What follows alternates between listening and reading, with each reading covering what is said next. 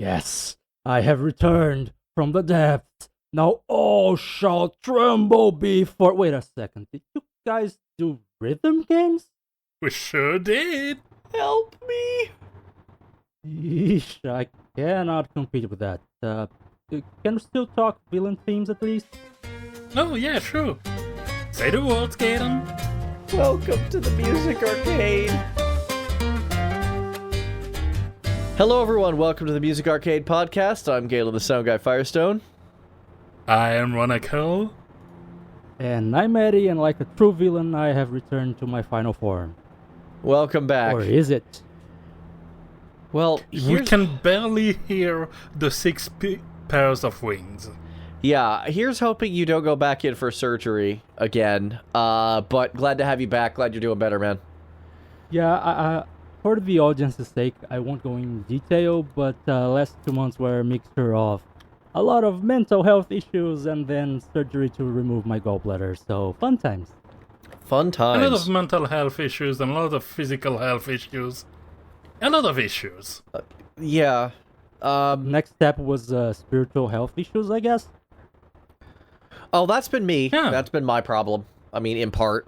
Mine's also been physical health issues, just not my own. My cat was out of and into and out of the hospital again since the last recording, so I've been kind of going through a bit of a crisis there.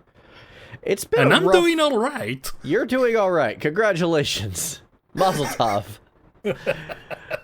Thank you. I'm reminded of John Green's Crash Course History, World History, where it's always the Mongols are the exception. Rana is the exception every time.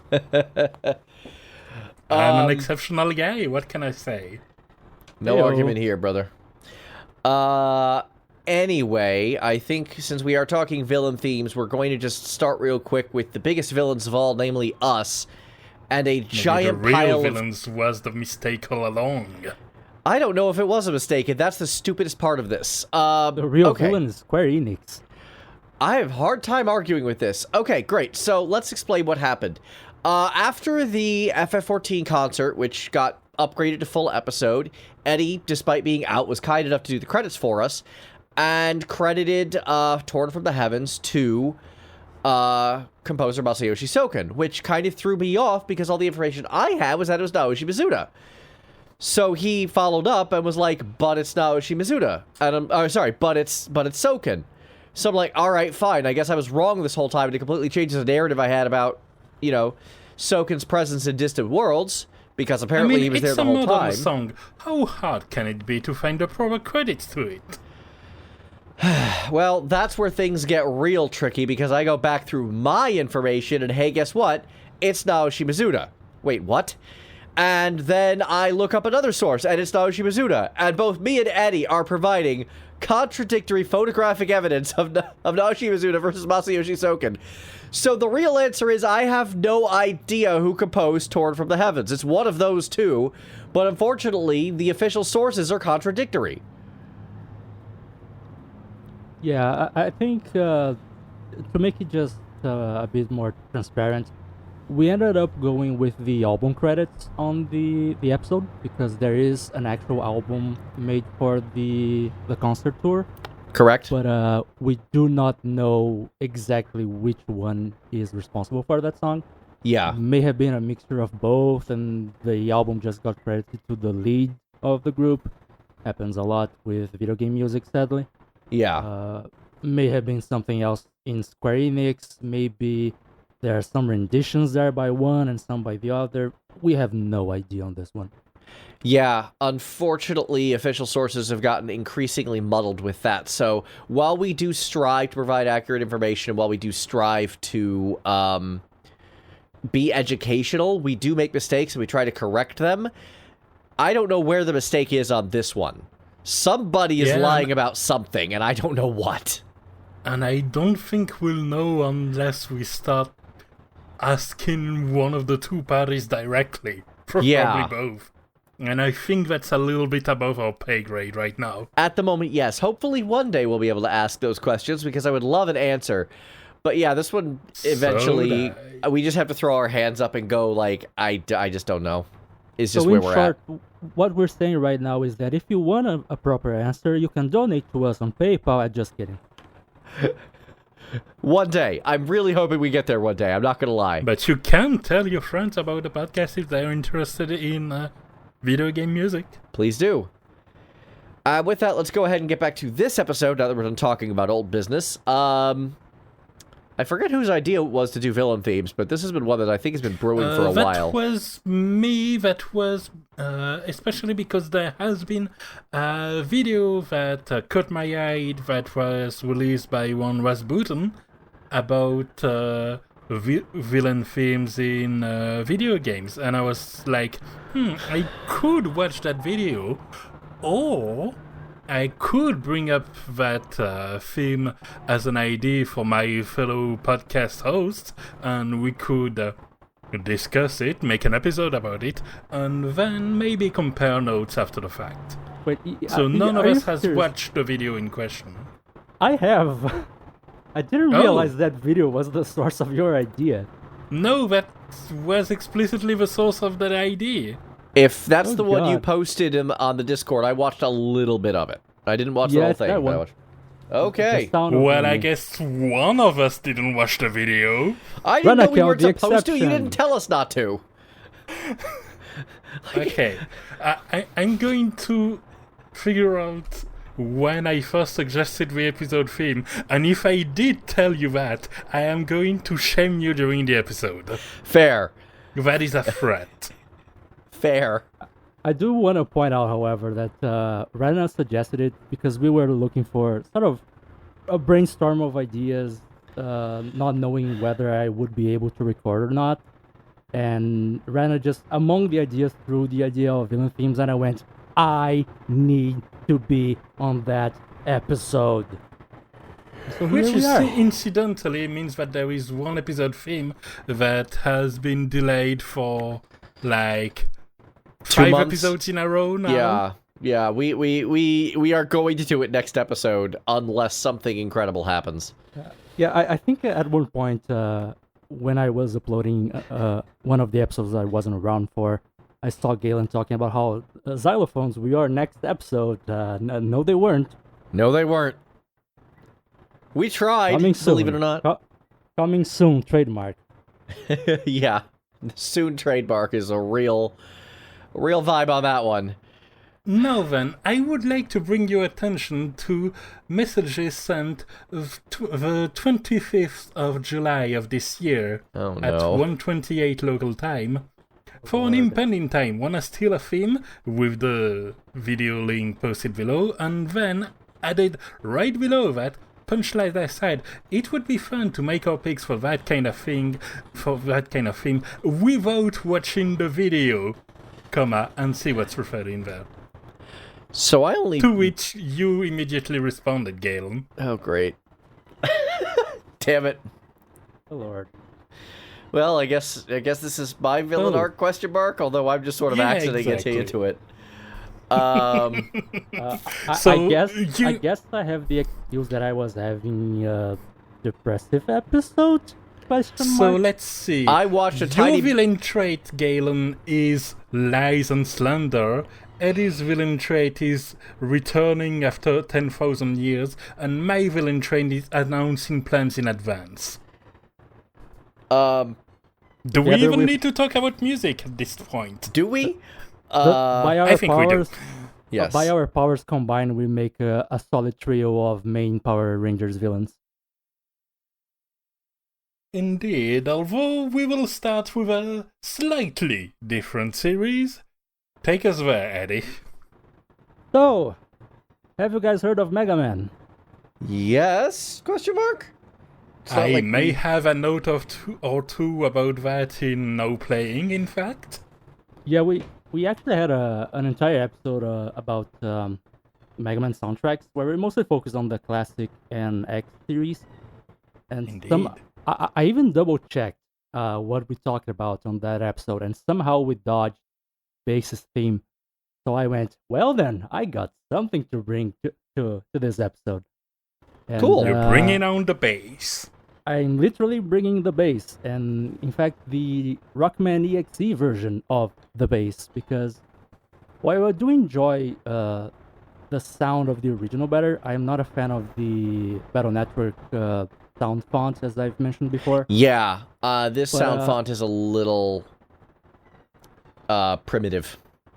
Yes. Yeah, it's clunky at best, I'd say. Yeah. But the arrangement for Battle Network, for this version in particular, I find it brings up more the sort of ominous vibe, the fact that you don't know the true nature of this guy, and that makes him sound much more villainous than the original. Yeah, because the design of Bass in this game is basically a head on a cape. Pretty much. Like, he's a head with 2 yellow shark fins and a cloak. Huh. Pretty much. This one is from Rockman.exe 4.5 Real Operation. It's a game that has never been officially released in English. Japan, never change your name schemes. Yeah. The gimmick of this game, just to give a bit of context, is that instead of you playing a storyline in the Mega Man Battle Network universe, the idea is that you are the human operating a PET, one of those devices that have the Navis inside of them. Right. And so whichever Navi you choose, Mega Man, Row, the unlockable ones, of which Bass is one, you get a different Navi in your menu screen. And before we continue, go on. I debated whether or not to bring this up, but I kind of have to. Rana, when you first described this, your accent kind of kicked in, and I thought you said Bass's head on a cake, not a cape. Oh. So now I'm just imagining him like in the centerpiece of a birthday cake, and then there's Bass's head. Yeah, no, that's Dave Doncillier Robot Masters. Bounce Man is a thing that does exist. Honestly, with how weird the Battle Network franchise goes sometimes, if they ever do a Battle Network 7, I wouldn't put it past them to add that to the game at this point. I can only hope so. Anyway, sorry, I just needed to get that off my chest, and I was debating whether or not to do so please legitimate. Continue. Perfectly fair. But yeah, since the idea of the game is that you are the guy with the PET, and you are just telling your Navi what to do, the title, the main menu, has a different theme depending on which Navi you choose. For Mega Man, Row, and a couple others, there are original themes, but for most of the Navis, it's a remix of the original Robot Master stage theme from the classic Mega Man franchise. And in Bass' case, it's a remix of his theme from Mega Man 7. Check out. Again, not a fan of the sound font, but I really love the arrangement. It's a much lower tempo. It makes him sound much more mysterious, because he is mysterious. His entire thing is that he's the one Navi with who is capable of complete sentience, if I recall correctly. Mm-hmm. And he chooses to not have a human partner. So now suddenly you have him as your partner in this game. So that works to build up the mystery of why the hell he's respecting you all of a sudden. And it also works as his villain theme. It does bring that idea of an untrustworthy guy. Yeah, and it's a short loop for sure, but it's paced appropriately. It's got that bit of a downer of a tone, and it sets up that there's a bad guy around these parts. Yeah, it's got some punch to it, somewhat appropriately. I like the bass line in here. Checks out.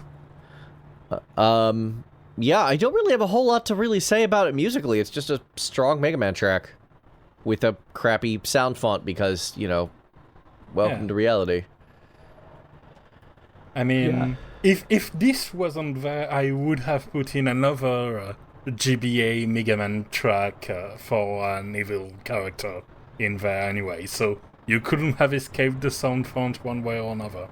Although Zero does have a bit of a better song. I would agree there. But yes. Yeah, I would say that I think I mentioned this in passing during Now Playing a previous episode when I first got the Battle Network Legacy Collection on Steam, is that upon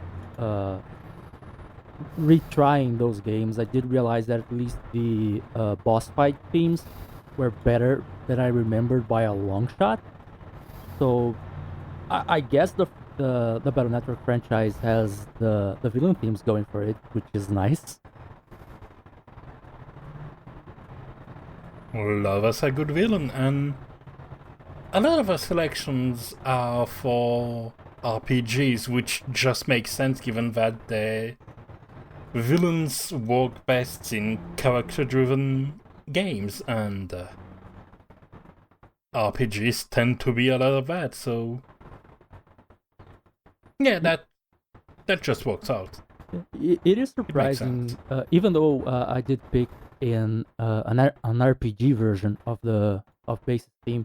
It is a bit surprising how the classic Mega Man franchise, which is not exactly known for storytelling, managed to come up with such strong character themes, such as this one, because this is basically the same one as the original, just slower tempo and a different sound font.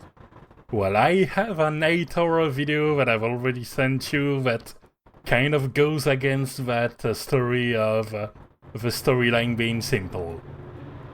Oh yeah, no, I saw that. I mean more like in the classic franchise, the presentation of the story is fairly simple. Of course, I get it gets very complex when you put the X and Zero, and especially Legends, together and see the entire timeline of that side of the franchise. Then it gets really complex. But the classic franchise in and of itself tends to be very simple, almost like it's a weird situation between the classic and the X franchises, where the classic franchise has a story that is open for children to enjoy, but the gameplay is hard as balls. And the X franchise tends to be fairly easier gameplay-wise, but talks about serious themes in the plot. But anyway, the classic franchise isn't the strongest for characterization, I would say, but it does do it really well with Bass, at least. Out of all the characters, I think Bass has some really strong plot points, some really strong characterization, and a really strong character theme that in the Battle Network franchise, they improved. They had to use a worse sound font, but I'd say they improved because the lower tempo fits his identity very, very well. It does say something if you go too hard on a villain theme, and there's actually going to be a point of that, at least in my estimation, later, but yeah, no, this one feels right. I don't really have anything negative to say about it. And I have no transition. I don't think there's any transition that can prepare us for this next song. No, we were Ren and I were talking about how pretty much every 2 songs, if you pick 2 songs in a row here in our playlist, it will always be a mood whiplash. We have no ways of doing segues today. Well, that is because after considering a lot of the landscape of villains we have available, I did want to shout out on a trope of sorts that is dear to me, that is the more comical side of villainy, because it's not all intensity and looming world-ending threats. Sometimes it's just self-important petty little people. And as far as villain songs go, Evil Queen from Rhapsody, a musical adventure that is indeed an RPG that is also a musical and was Atlus USA's first translation / port work, is notable in that regard, I feel. And I wanted to bring some attention to it because I do like my goofs every now and then. And yeah. So I'm going to make this comparison to you. Unfortunately, Eddie's not going to get this one, but you certainly will. Oh boy, let me get my popcorn. Yep. You know how in Yakuza 5, Haruka's segment was clearly written by someone who loves idols? This feels like it was written by someone who loves musical theater. Yes. And the whole game is full of songs like that. It is a musical. Yeah. The funny part is that I actually also have a comparison, and I don't know if either of you will get it. May as well try. I mean, if we don't, maybe someone in the audience will. For those listening, spoilers for Baldur's Gate 3 for a few seconds here. But there's a character called Raphael, who's a demon, and he wants to make a Faustinian bargain with you. He appears right at the start of the game. And you can fight him later in the game, and he literally has a musical theater style theme to his boss fight. And a friend of mine who's way more advanced in the game than me, because I'm still on Act 1. I'm that guy who role plays and creates like 1,000 characters to try out different things. But a friend of mine is already, I think he's already finished, or he's almost clearing the final act. And he shared with me the theme, and it's just straight up a musical piece. Yeah, that's what this one is too. It threw me off because I was not expecting that at all. So I'm like, what is this garbage? How dare you? And then as I started listening to it, I realized, no, wait, I get exactly what this is going for. It's very much in the same vein as You're a Mean One, Mr. Grinch. Exactly. Yeah, and once that clicked with me, I'm like, no, I actually really like this and greatly respect what it's trying to accomplish. Not something I'd ever listened to on my own time, but definitely respect the hell out of this song once I realized what it was going for. Especially since it even has, like, staging. I can hear the staging in it. And I can hear, like, the dance troupe come in, even if that doesn't appear on screen. Yeah, no, it actually does appear on screen. Of course it does. Because it's a random cutscene, and so there are minions that are, I think, small cat people. Of that course, runs yeah. like a small military platoon, and that break into dance. Yeah, I was getting 42nd Street, We're in the Money vibes on that one part. We both know which part that is, and it's just like, yeah.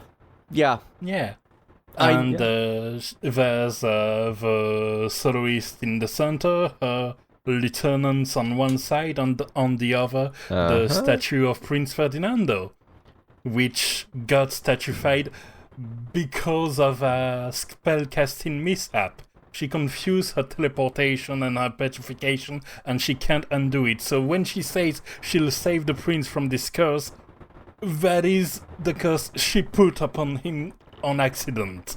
Nice.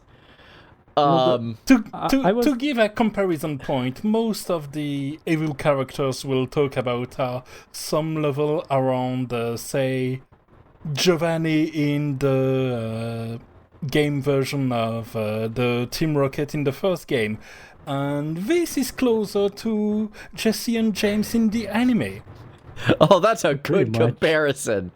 Yeah, since my point of comparison was Baldur's Gate, and don't worry, folks, I will not repeat the spoilers. I saw there's sort of a through line in that both characters are very full of themselves. No, absolutely. The difference being that the character from Baldur's Gate kind of, let's say he has the material to back it up in a way. He is extremely powerful and extremely serious, and he's just messing with you, basically. While in this case, it's clear that this woman is just insane, and she refuses to see logic. She does have tons of raw power and absolutely zero control. Including self-control, for that matter. Yeah, meanwhile, the Baldur's Gate character is full of control. He feels like he's entirely in control of the situation because he's always been in control of similar situations in the past. Yeah, I mean, this is no defying gravity, but it's definitely a statement, and the more I listened to it, the more I appreciated it. Yeah, like, it knows what it's trained to do. Yeah, and it actually does it very well. Exactly. Like, once the Greek chorus comes in and the dancing troupe, and I'm just like, yeah, this is... Now, what kind of surprises me is that this isn't a video game. Yes. Like, I played a game once that just... It was an indie game, solo developer game, that was so far up its own ass, but it also, like, outright stole the Hamilton soundtrack. And I'm just like, what are you doing? And none of it worked, like, at all. This was... Yeah. This game was down there for me, but this is here. I would just say, remind me to share with you the Baldur's Gate 3 thing once we're done recording. Because I think that one you will actually enjoy the context. Well, you have already shared it with me in private, I believe. Oh, no, that wasn't... I don't think I have. Was it? Huh. I know someone shared it with me somewhere. Oh, did you do it in the podcast room, actually? No, I don't think I shared with you guys, because a friend of mine sent me that not too long ago. I guess we'll discover it. I kind of regret that song's not now playing, because we're almost talking about it as much as we're talking about this song. Yeah, for full transparency, Baldur's Gate 3 will be on now playing. The only reason that song isn't there is because I haven't reached that part yet.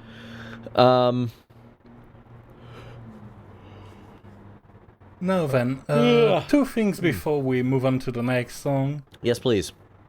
First is that there is one part that I really don't like in the song, in the interpretation, and that is when it transitions between the slow, plodding early part and the faster, frantic part at the end.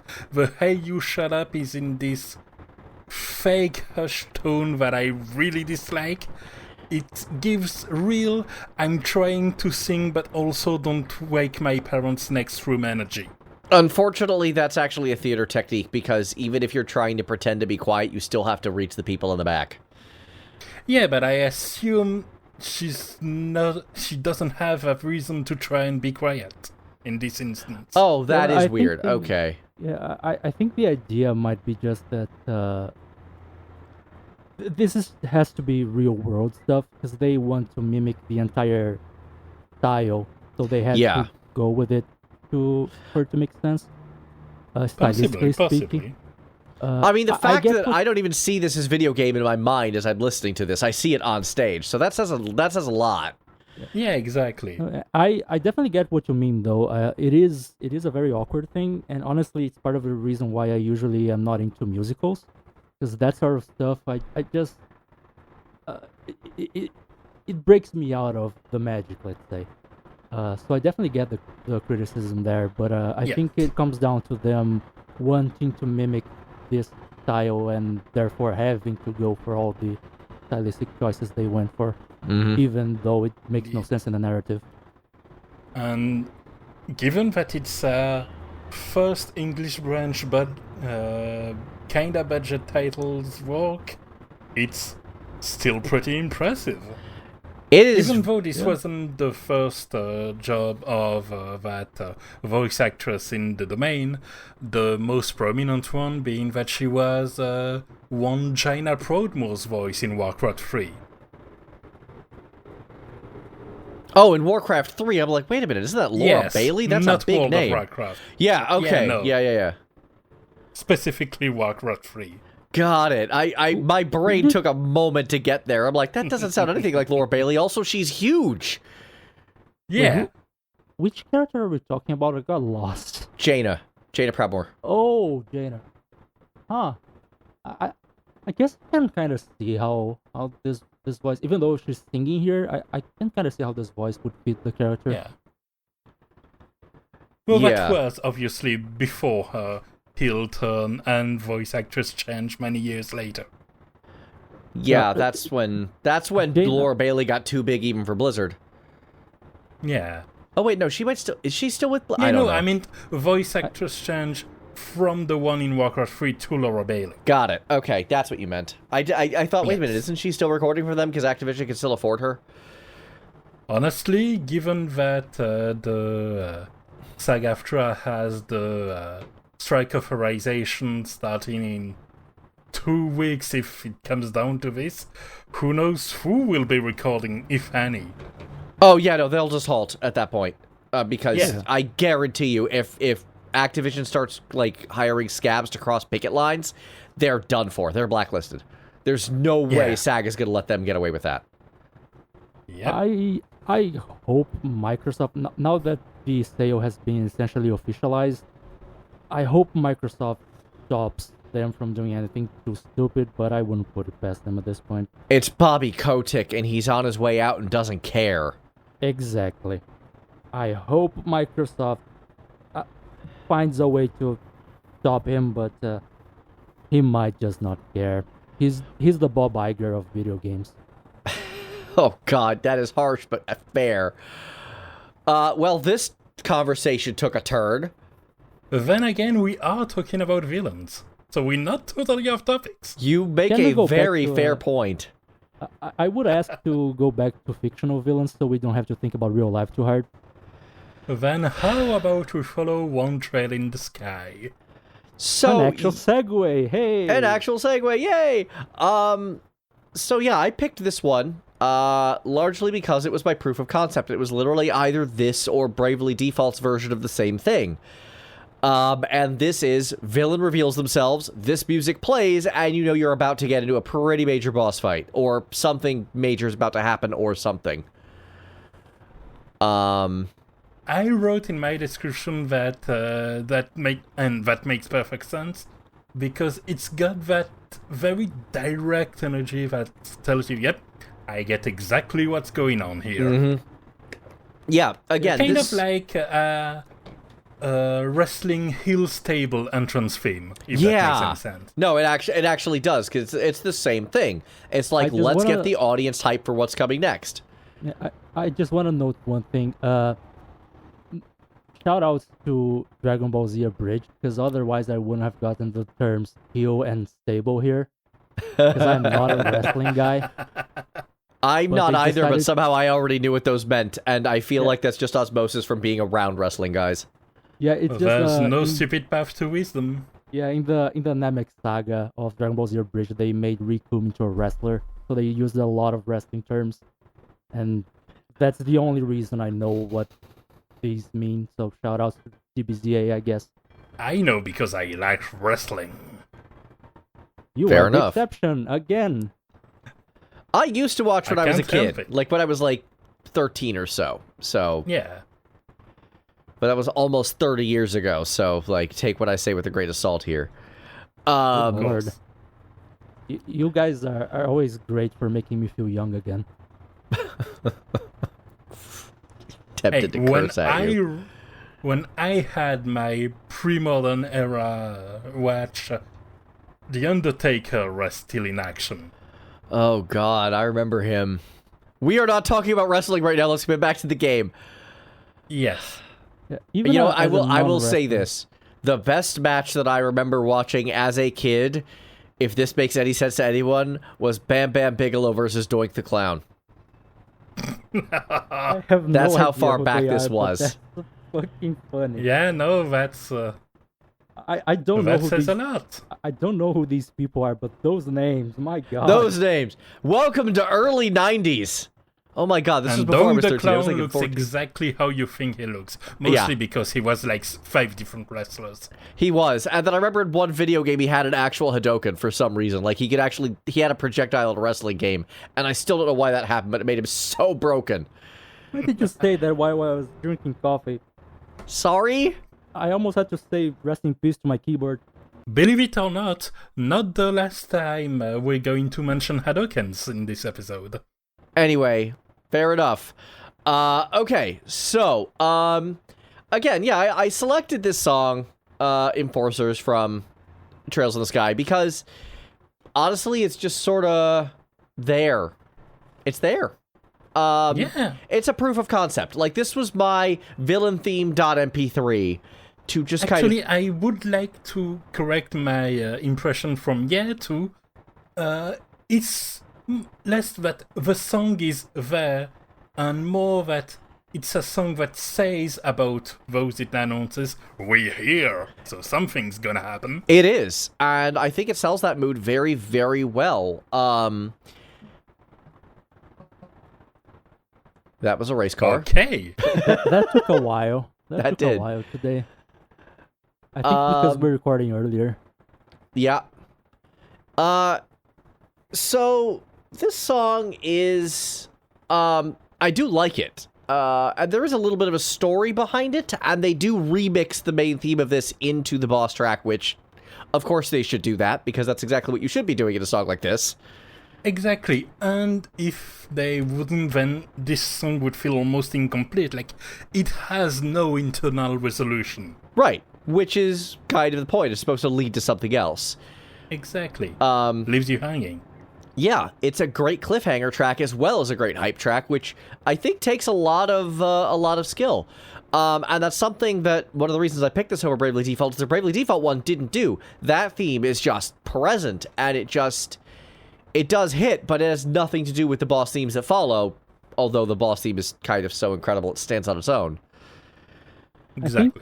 I think at the end of the day, this is one of those tracks where it does its job so well that it, like, even if you don't enjoy the song itself very much, it's hard to argue that it should have been replaced. It's like we often quote Thought in the Shadows here, but it's like what he said about Yellow's "Oh Yeah." It's one of those songs where it's staple. Don't mess with the formula. Yeah, exactly. It's a calling card. And you know who did mess with the formula? Because this is a very interesting story. Oh boy. The Falcom sound team themselves. So at some point... Did they remix the song weirdly in a re-release? They remixed the entire album weirdly in a re-release. The entire first and second game soundtrack. Why do they always do that? I don't know. Not these guys specifically. I'm just saying, like, developers in general. Why do developers and publishers do that so often? Well, it isn't even for, like, a remaster of the game, because you play the Steam version of this game, and it has this soundtrack. The secondary soundtrack is just out there in the universe, and you can download it to use with the Steam version of the game, but it's entirely secondary and released entirely on its own. And while it has more instruments, I think it loses a lot of the magic of the original soundtrack, and I do not like it nearly as much as the originals. Yeah, because this one, it doesn't need to be busy to get you pumped up. It does the job well enough with what it has, and adding more to it isn't always effective. I mean, I'm a writer by trade, so I am legally obligated to say I hate cliches, but even I have to say here that sometimes less is more. I mean, yeah, the fact is, like, this song does exactly what it sets out to do kind of perfectly, and as you just said, Eddie, as quoting Todd of the Shadows, why mess with the formula? And Falcom did mess with the formula, and the remix of this off the Enhanced Edition, or whatever you call it, soundtrack, there's a specific name for it, it's just not as good. It's just not. The notes are there, the energy isn't. I understand trying to do that in the way that Konami used to do in the 90s and early 2000s, where they would release actual arrangement albums. Yeah, I was thinking of that for level 5 as well. Like, this is not, like, going back to one of our very first episodes, this isn't Yoshitaka Hirota remixing a random song from Rogue Galaxy and making it something different and amazing. It's just the same song again, but more and less good. Yeah, I remember specifically from those Konami albums from way back in the day, there was, I think it was Dracula Perfect Battle or something like that. 2 volumes were hard rock / traditional heavy metal remixes of Castlevania themes. And there was also, I think, just Dracula Perfect Remixes or something like that, which was hip-hop remixes of Castlevania tracks, which does make you go, huh? But it does, but I feel like it was an album deliberately made to experiment. Yeah, I would be willing to give... Congratulations on mentioning Konami weird releases before we talk about the Konami game in this list. Right? I had to hold back from mentioning that franchise because that's the franchise where I love the remix albums more than the in-game renditions every single time. We'll talk about it when we get there. Yeah. So,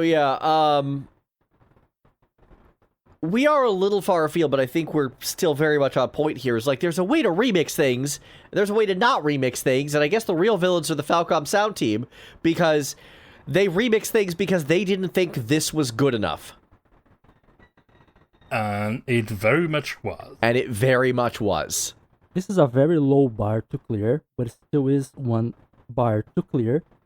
So it's worth mentioning, at least, contrary to Blizzard, when they introduced new music, or new content in general, they didn't just remove the old version. I am looking at you, Warcraft 3 and Overwatch 2. Yeah. Anyways, let's on that note, and to move on to the next song, I think I am the only one that can introduce some Hitman into the mix. Because of... The one guy who doesn't play Hitman? Well, who hasn't really played the modern one, but ironically, this is the Hitman I finished. Fair enough. I mean, this song is great. Yeah. Yes. So this is the theme to Hitman 2 Silent Assassin. We lightly brushed over it on our April Fool's episode because we did because of a combination of Zeril having no idea what this was and me not understanding which Hitman 2 we were talking about, which was a great miscommunication. And also me managing to throw at least one of the three of you with my pick, because Galen trolled me back with both of my picks for him, and Rana had a cool explanation for my pick for him, but Sam just lost it with trying to excuse Hitman 2 Silent Assassin's theme for cuteness. And I loved every second of it. Hey, I'll be honest with you, Eddie. Like, everything I said about the Lord of the Rings track was true in my mind. I was literally seeing Halo, and I'm just like, well, this made my life easy. I just had to facepalm because it was so natural. I was just going, what the hell? How did you do that? I don't know. How did my brain do that? You ask my brain. I wasn't responsible for that. Yeah. But going back to Hitman, this is kind of a song that for a lot of fans who got introduced to the franchise through the, rightfully acclaimed World of Assassination trilogy, they might think this isn't a villain theme, because in that trilogy and the previous game, Absolution, Agent 47 is very much an anti-hero. Yeah. He's a victim of abuse through the hands of scientists, and he's doing his part to undo those things and to remove from power some very corrupt people who are currently controlling the world. Yeah, in Hitman World of Assassination especially, his actions aren't heroic, but his goals certainly are. Yeah, the same applies to Absolution, which is the game that came right before the trilogy, where the essential crux of that game is he is protecting a girl who's being experimented on in similar ways to how he was experimented on as a child. So he's killing people, he's doing evil things, but for a good reason, which is to protect an innocent person. From the games I've played, it's very easy to interpret him as a dark hero. Yeah. And I think it's very fair of IOI to do that. It works very well with the lore and the character he is. Yeah. But in the first 4 games, maybe, ironically, this one not as much, but generally speaking, the first 4 games, he is just the lesser of two evils. You are killing people who are more evil than you, but you still are an unfeeling, unemotional killing machine working for literally the international contract international contracts agency, where you are killing people because that's the only thing you know to do, and you feel no remorse for it. Even though the game, especially Hitman Contract, does put some extremely gross people on your targets to kind of make you feel a little bit better about controlling a villain. But you are the lesser of two evils. You are not a good guy. Even though, again, ironically, in Silent Assassin, which is the game we're talking about, you actually start the game following a priest, if I recall correctly, because you want to atone for your sins. But at the end of the day... Like the tutorial level or the base camp, one of the two, is in a church, which is appropriate for the main menu theme of this game, because it's basically doing most prominently what I feel like some of the more grandiose villain themes are, which is essentially chasing after the Esirai. Yeah, and pretty much the game also quite instantly drops you back into I am an assassin mode. Right. The way it starts is after the first Hitman, where 47 kills his creators out of partially revenge, partially just because they were his targets. In Hitman 2, he wants at first to retire, but then the priest who he becomes quote-unquote friends with get kidnapped, and so he just instantly goes into, okay, I'm an assassin, Diana, give me some contract, as long as you help me out, I'll kill those guys for you. So he has one or two people he cares about, but everyone else is just disposable in the entire world for him. Yeah, that's on brand. Yeah, that hasn't changed very much, even in the world of assassination. But there are basically two songs in the entire franchise that have stuck with fans as kind of Agent 47 themes. One of them is the Ave Maria, because it plays in Blood Money, in a false burial ceremony for 47, when Diana fakes having killed him. And that ends up being reused as the ringtone in the phone distraction for the World of Assassination trilogy. It's become his unofficial theme. But the other one that stuck to people's minds was the main title theme from Silent Assassin by Jesper. And something I mentioned before about the Hitman franchise is that I believe Galen once brought up the Eye of Scale exit track. From Hitman 1 in the new trilogy. And how that one is very grandiose because it fits the castle in the island in the middle of nowhere. And I mentioned how the new trilogy is a bit more grounded when it comes to the music, but the old games were very grandiose because 47 was this immaculate assassin. Just he does everything perfectly and he's almost inhuman, and therefore the song kind of follows that idea of him being kind of the Reaper. Yeah, basically a fallen angel, for the lack of a better term. Hence the sort of church-ish vibe. And well, that and the fact that, again, it starts in a literal church. Yeah, in this case, yeah, but the choir thing kind of stuck around for Hitman Contract and Blood Money. Though in Contract in particular, Jesper mixes it way more with his more on-brand electronic stuff, making sound kind of similar to his Assassin's Creed 2 soundtrack, but less ambiance heavy and with more punch.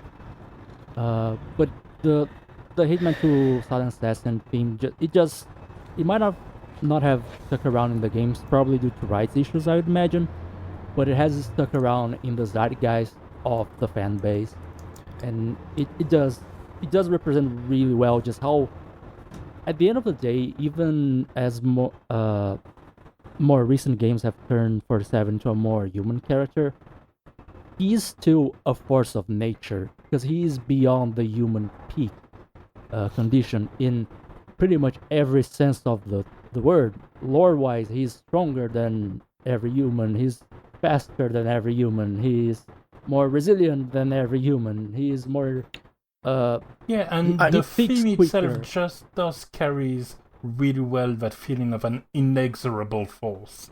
Yeah, if you are his target, you cannot flee from him. No one flees from 47 ever in the franchise. Unless you are bad at freelancer mode in the new trilogy like me, but that's another story. That's a whole other conversation. But yeah, it's the character might not be a villain anymore, but I very much see this as a theme for a villain even if it was the lesser of two evils, or the lesser of 10 evils, depending on how many targets you had on that game. Also, speaking of villain protagonists, shoutouts to us recording this episode on the 20th anniversary of the first Dragon Guard. Oh, wow. Okay. I didn't realize that was okay. Cool. I just saw it on Twitter. How about that?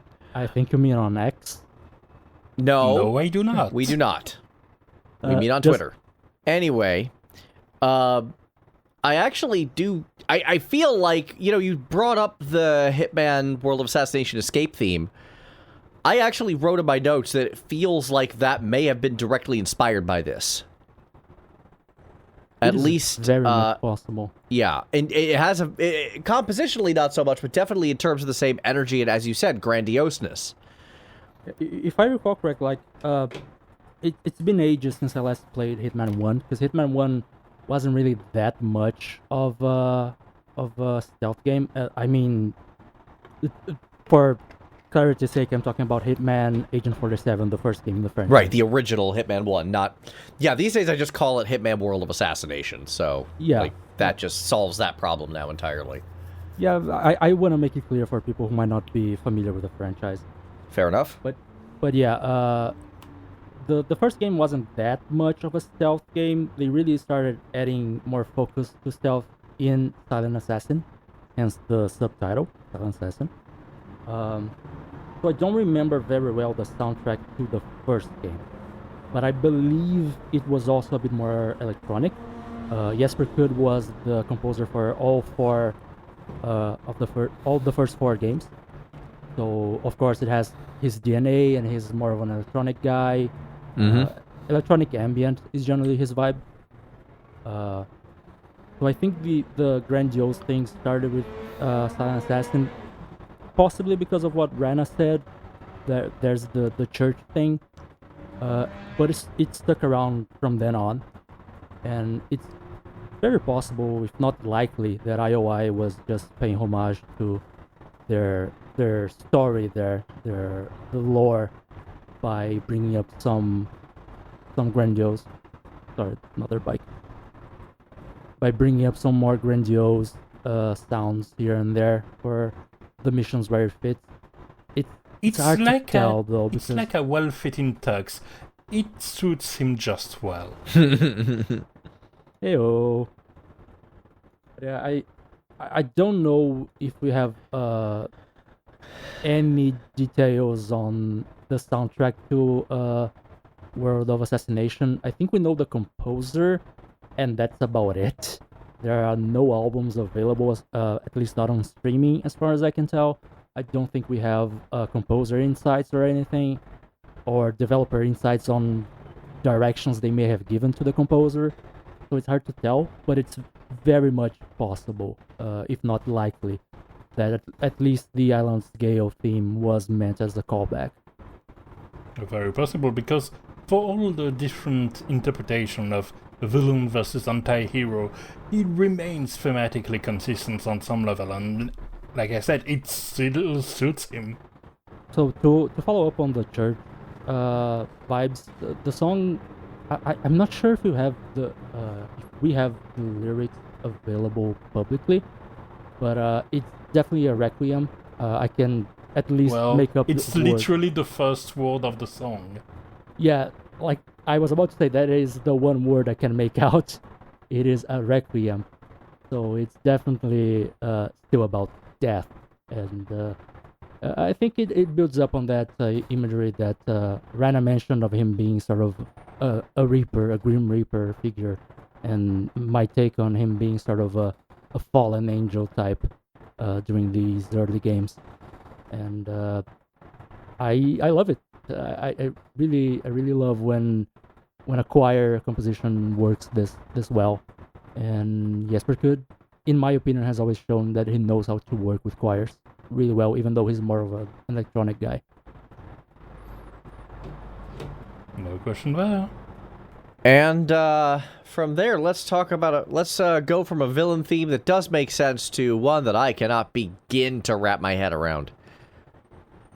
Well, that would be Suikoden II's Mad Luca.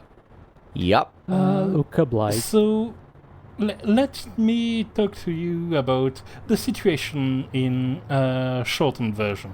You have this villain, really, really evil stuff, executes people that beg for mercy in front of you and then mock their corpses, burns a lot of various places. He's basically a raging, crazed beast. He And, also poisons his own father just so he can take over his nation. Yes, and I didn't launch want a to be war. specific about it Yeah, to let the people discover. he's very much the definition of a monster in human form. Yeah, he has the rune of the beast, and it's hard to tell how much it influences him and how much he's just that unhinged by himself, but it becomes a clear point as you and your faction start gaining strength and military importance in your campaign to do some high-level political things that Luca has to go. This guy He sounds really- immune. Like, this music makes him sound immune to politics. Yes. He kind of is. He is also, in context, more or less immune to physical damage, because what happens before you hear this theme is another theme more often associated with him called The Chase, which is the I'm themes laughing of the just three... remembering. Which is the theme of the 3 successive fights you take against him, with 3 entire party of 6 people peppered in with volleys of arrows just to take out this one guy. And after these 3 entire groups haven't done the job, you finish with a one-on-one duel with this song next to a cliff. I wanna Basically, at this point, he is already covered in arrows and bruises and cuts, but he's still standing and he still screams for bloody murder, because that's just how he is. I just want to remind people that this is a franchise known for having 108 recruitable characters, so there's a solid chance that you might just stick with your 6 favorite characters and underlevel everyone else, and then you are hit by this battle. I am speaking from experience. I lost 2 entire parties in 1 turn. He ain't messing around. Yeah, And when you take him one-on-one, essentially it's a dueling mini-game, and it's... You've had a couple of duels before, which are a sort of one-on-one rock paper scissors with fighting game elements kind of situation, and he definitely takes a lot less damage than everybody else, which is worrying in what is in a lot of way a game of chance. But at this theme sort of like Luca Blight at his worst, because he's basically a hedgehog at the end with how many arrows are stuck in him, and he's still going always like he's been the a beast, Hulk. and he's always been a beast, and now he's a cornered beast, which is when they are their most dangerous. Yeah, and I think the song, it definitely isn't pleasant to listen to. That's an But it understatement. It isn't. Definitely reflects his state of mind, because he's already unhinged from the get-go. And if you follow extra material not in the game, there is a backstory that explains partially why. But still, he is a monster that is always unhinged. But at this point in the game, is way worse. This song isn't music, it's a stream of consciousness, and that stream of consciousness is mostly bloody death murder. Yes. It's like someone just started hitting notes randomly on a synth organ. I like to imagine that on the most threatening shit music in the world, which is this one, there is in the field for time signature just written no. Pretty much. Yeah, that's what it seems like. I think this is also, I was talking about there being a Konami franchise where I like the arrangement albums better than the original soundtracks. This is the franchise. How would you even arrange this? I How think this is the could one you even song arrange that I've this? never seen in an arrangement album, is what I was about to say. Yeah. I've seen like the most deep cuts of the soundtrack being arranged, including a sort of neo-folky song that I really enjoy called In Prison Town, which I might bring up in a future episode. But this one I've never seen arranged, and there are like a dozen arrangement albums just for Suikoden II. It's the one game in the franchise with the most arrangement albums. It's the most famous game in the franchise, so that doesn't really surprise me. Exactly. Even the original soundtrack has 4 discs, so there was a lot of material to arrange as well. And one thing that is undeniable about the song, in spite of its complete chaos, is that this isn't a heroic theme, you know? Yeah. If a hero had this theme, I would be very, very concerned for the composer's well-being. And that's kind of why I picked it, because of how much it could be nothing else but a villain theme, if it is that at all. I actually disagree with that statement, because this doesn't sound like villain music. This sounds like a force of nature. This sounds like something that doesn't even register good or evil. This sounds like a hurricane. It's like in a way, the opposite of Agent 47. 47 is very meticulous. This is the other kind of force of nature, the unhinged force of nature. Yeah. And I think it's funny. He's off his rocker completely. Yeah, and I think it's kind of funny that Rana mentions how this is not a heroic theme at all, because the guy does dress as a stereotypical paladin in white armor, white shining armor and all that, because that is the royal armor, as the Prince of Highland, I think is the name of his nation. Yeah. But he's just a monster. Like even in dialogue, when it shows the character portrait, as is usually in JRPGs, he's always disheveled. Like the armor is shining and beautiful and very detailed, but his face is demonic. His hair is disheveled. And like there's no other way to represent him musically. Essentially, Suikoden, given its name, is inspired by an ancient Chinese novel named On the Edge of Water. And if you think in terms of the fact that this game has some very clear ancient Chinese history inspiration, like your strategist is literally Zhuge Liang. And this guy is the Lubu of this game. Speaking of... Nice! I nailed it. Okay, so, Lubu's theme. I picked the Dynasty Warriors 8 version, but it's been around since at least 3. I think maybe even 2. Not sure if it's 3 or 2, but I haven't played much of 2, so... It's a long time ago. It's been around for 20 years, is I guess my short version. Yes. And, give me a second. Headache just came on.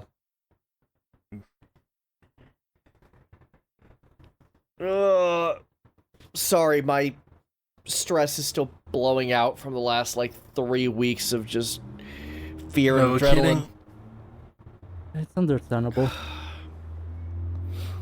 Want me to go with my notes first to give you a bit more time? No, I got it. Okay. Now, what's interesting about this is, while that is absolutely the theme to a specific villain, and this guy can only be described as a villain, even if you play as him a number of times, he also, in Dynasty Warriors 8, has a field version that's actually very, very cool, but it still remixes off of this, and I really wanted to just kind of go with the main one. The weird trick about this song is that it's not only his theme, but it's also, in many ways, the theme to the entire franchise. Yeah, the bass certainly is. The bass version of the theme absolutely is the theme of him and the franchise kind of in unison. Yeah. But this one feels more distinctly him. Yeah.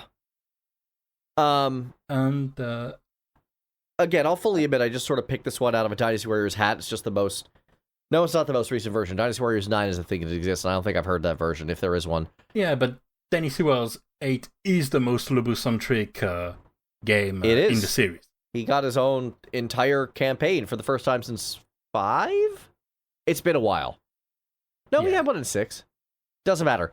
He's got his own thing going on, and it even has hypothetical routes, and we've talked about that a few times, because a couple of the songs from his route have come up on this show, because they're some of the best written music in Dynasty Warriors history, which is saying something. But in this song's particular case, I'm not even sure I like the song itself so much, but it's just so emblematic of both him and the franchise as a whole that if I didn't include it, I'd feel like I was missing something. Yeah, and the way they treated it I mean, we've mentioned before with the Trails in the Sky song that it does a lot with a relatively stripped-down version of a song, and adding more wouldn't necessarily do much. And this version of the theme feels like they took the theme back down to its essentials and then just added the war drums and just sprinkled in a little bit of salt to add that monster bad guy flavor. Yeah. I mean, as someone who hasn't played nor followed the franchise but has watched how Dynasty Warriors plays, obviously I don't have much to say on the matter of how much this fits the character or not, but the only mental image that I can have when listening to this after seeing how the franchise plays is pretty much a Dynasty Warriors battle arena, so to speak. Because that is the only context where you can have a song like this, I think. Well, let me tell you, the most interesting thing about it is, generally speaking, unless you're on specific stages or are going for specific, like, I can actually beat this guy, if you hear this music start playing and you're not playing as him, run. There's a reason Do Not Pursue Lu Bu is the single biggest Dynasty Warriors meme, because you are not meant to fight this guy most of the time. And the first comment of the video, in fact. And the big problem with that is that he wants to fight you. He wants to fight anyone. Uh-huh. That's his main motivation. So in a way, this also kind of triples as a chase theme. Exactly. Which is a bit weird. As a chase theme, it feels a bit weird to me, but as a sort of arena, let's just mow down the mooks song, it fits 100%. I don't know. Yeah. Maybe. Again, with the comparison with the Enforcers from before, we've mentioned this song was, you know exactly what you're getting into. This one is, you know what exactly you're getting into if you stick around, but you really shouldn't. But you really shouldn't. Imagine my surprise when in Dynasty Warriors 8, the Way campaign, one of the first actual, like, hypothetical objectives is to somehow beat Lu Bu on stage 1, and I'm just like, I'm gonna come back to this one later. Yeah. That's not something I really think I can accomplish here. Knowing how much of a really a completionist... first playthrough thing. Knowing how much of a completionist you are, I assume you did come back and do it later. Duh. Yeah, makes sense. I want my hypothetical ending. And Wei is still my favorite faction. Fair. I might have done more insane things in certain games. You're actually meant to eventually get strong enough to beat this guy when you come back to him. Like, it's not meant to be invincible. He's just meant to be really hard. Yeah. Makes sense. I'm just that not reminded me to give you another idea of how on the nose the Suikoden II situation is. The name of the strategist I mentioned that I call literally Zhuge Liang, I remembered his name. It's Shu. Ha! Shu being Very the subtle. kingdom that Zhuge Liang belongs to, for those who aren't familiar with the Romance of the Three Kingdoms lore / Dynasty Warriors lore / a whole bunch of other games, but mostly just those two because... Mostly the book and the game and the other game, but you get my point. Yeah. Let's be honest, Konami isn't exactly subtle. They are the guys responsible for the Yu-Gi-Oh card game, and they literally have a vampire archetype. And yes, it has a vampire hunter character who looks like Simon Belmont. Sure. And the name of the card is Vampire Killer, and the guy wields a whip. Shocking. Like, there's no reason why a vampire hunter would wield a whip in a non-Castlevania setting, but it's Konami. Yeah, I mean, if you're going to hunt monsters, you might as well bring a couple of swords with you. That's just more practical. That's your cue, Eddie. That was your transition. Fair. I gotta be honest, I had the villain in my head and not Geralt. Sure, let's talk The Witcher and his two completely useless swords in this situation, to be honest. Because... Not even the silver one? Not even the silver one. We're talking about Gaunter O'Dim, and I'm sorry, Rana, this is where I think my state of mind made me forget about your instructions, because this is not only one of the themes that the guy talks about in that YouTube video. This is the thumbnail. This character is the thumbnail of the video. You see, I can at least get away with saying that I watched maybe about 15 seconds of a total to try to gain inspiration for this episode, and I'm mostly just skipping around, and I mostly saw Ganondorf, who wasn't included anyway, so I'm still not that evil. Anyway, please continue. That evil. The word "that" is doing a lot of weightlifting there. It absolutely is. But yeah, so Gaunter O'Dim, you kinda meet him in the base game where he says he's a mirror merchant. But he really shines in the first DLC, Hearts of Stone, and he's this Satan / Loki like figure, where he seems to be in the nightmares of everyone, almost like a boogeyman, but he looks like a regular guy. He just, if you didn't know that this guy is relevant to the plot, you would mistake him for a regular NPC, as I did in my first playthrough when I first met him early in the base game. There were a couple people like that in the first Witcher as well. Yeah, but in Witcher 3 in particular, they tend to be a bit rare. Usually they look very distinct in some way or another. The most distinct thing about Gaunter O'Dim is that his clothes are a bit brighter than the rest of the people in the village where you meet him at first. But, like, you can look past that because he's a wandering merchant. You don't know where he came from. So, like, seem like just your usual background NPC at first. But then you do Hearts of Stone, and oh boy. So, of note here is that the entire soundtrack for Hearts of Stone is kind of based around his theme. It pops up very often, composed by, and I want to get the name, but I apologize to Polish people, Marcin Przybyłowicz, is how it's pronounced. Good attempt. I hope it was. But he made this sort of sing-along track for this character, which you do hear children singing in the game. And in fact, in the soundtrack, there is a version, which we are including in the playlist, with lyrics called A Gifted Man Brings Gift Galore. It's very much a sing-along children's song, but the soundtrack version has a lot of reverb and effects, and it's very hard to make out the words they're singing. But the words they to are the point singing, where I didn't even realize it was English when I listened to this song. I'm like, this is just gibberish, and you're like, it's English, and I'm like, what? Yeah, the sound engineer didn't get it, but honestly, I didn't get it at first either. I had to look the lyrics up and listen to the song while looking at the lyrics to understand that it was in English. But I'll just quote the lyrics because they are short and they describe exactly the kind of guy he is.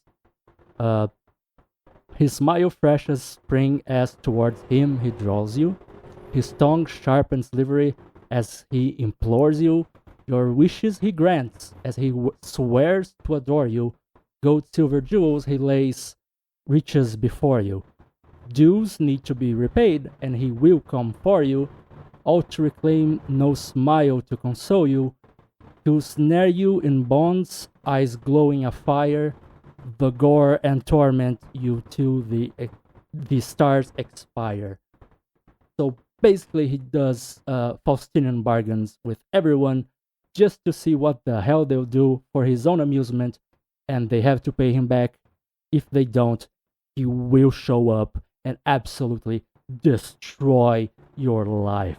And so, and yeah, he's I think the only antagonist in the entire Witcher 3 game plus DLCs that you cannot kill.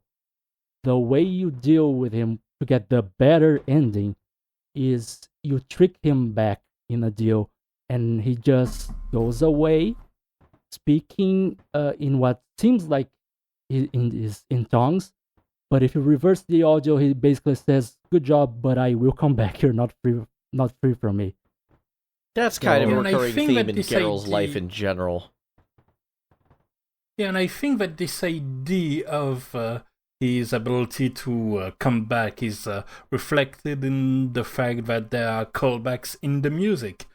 I don't know from experience because I haven't played the Heart of Stone DLC, so I don't know about this guy. But I do like a good callback, and the fact that he's typically the kind of situation that he embodies that's like, I'm going to make something now that's helping you, but this is also going to be extremely relevant in 5 hours. It's nice to have a bit of a musical reminder for that.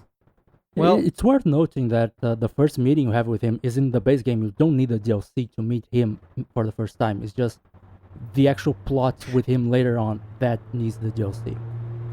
It's a large game. Yeah. So I've been told I still need to play it. I did play the first two and enjoyed them. I like the first one better than the second one, but I did. So did I. As for the song itself, so the first half, Go Back. I'm not writing the whole titles here on my notes. Yeah, Go Back Whence You Came. Sure. My notes on this consist of exactly one line, and that is this even a song? Yeah, it's more a seed to plant the callback later, but it is, in my opinion, unremarkable by itself. Yes. Especially since I was briefly confused when you mentioned two halves, because the A Gifted Man Brings Gift Galore song is very much a song of two halves. It is. It's a very... That song itself is just... It changes about 3 minutes in, where it just becomes a completely different track, so... Yeah, it starts with the choirs, the children's choir, which brings a fake levity, and then it becomes extremely heavy. Yeah, it goes from ominous children singing to this guy's about to destroy you. Yeah, I don't know. I don't have a whole lot of a positive opinion about this song. I wasn't a fan of the Witcher 2 soundtrack either. It's got that highly atmospheric, non-melodic Western vibe that y'all know I don't really gravitate towards. Although this one is more folksy in this instance. It is, and I do like the second half, Gifted Man, a lot better. Yes. But, like, I don't know. That's definitely the standout part for me as well. Yeah, I would have a hard time actually going to the defense of either of these songs on a personal level. Just being honest about that. I personally, I'm not huge into the soundtracks by Martin. I already mentioned in a previous episode of ours where I shared a song from the John Wick game, and I was just talking about how I wish that guy was composing the soundtrack for Cyberpunk, which was also by Martin.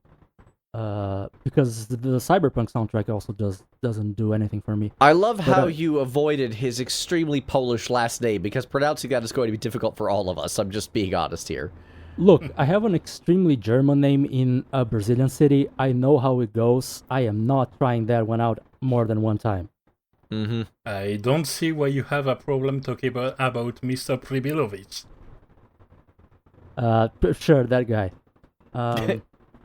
But yeah, I generally speaking, I'm not interested in his soundtracks as well. But I do enjoy this pair of tracks, let's say, because I think the constant use of the leitmotif for Gone to Redeem just kind of plant this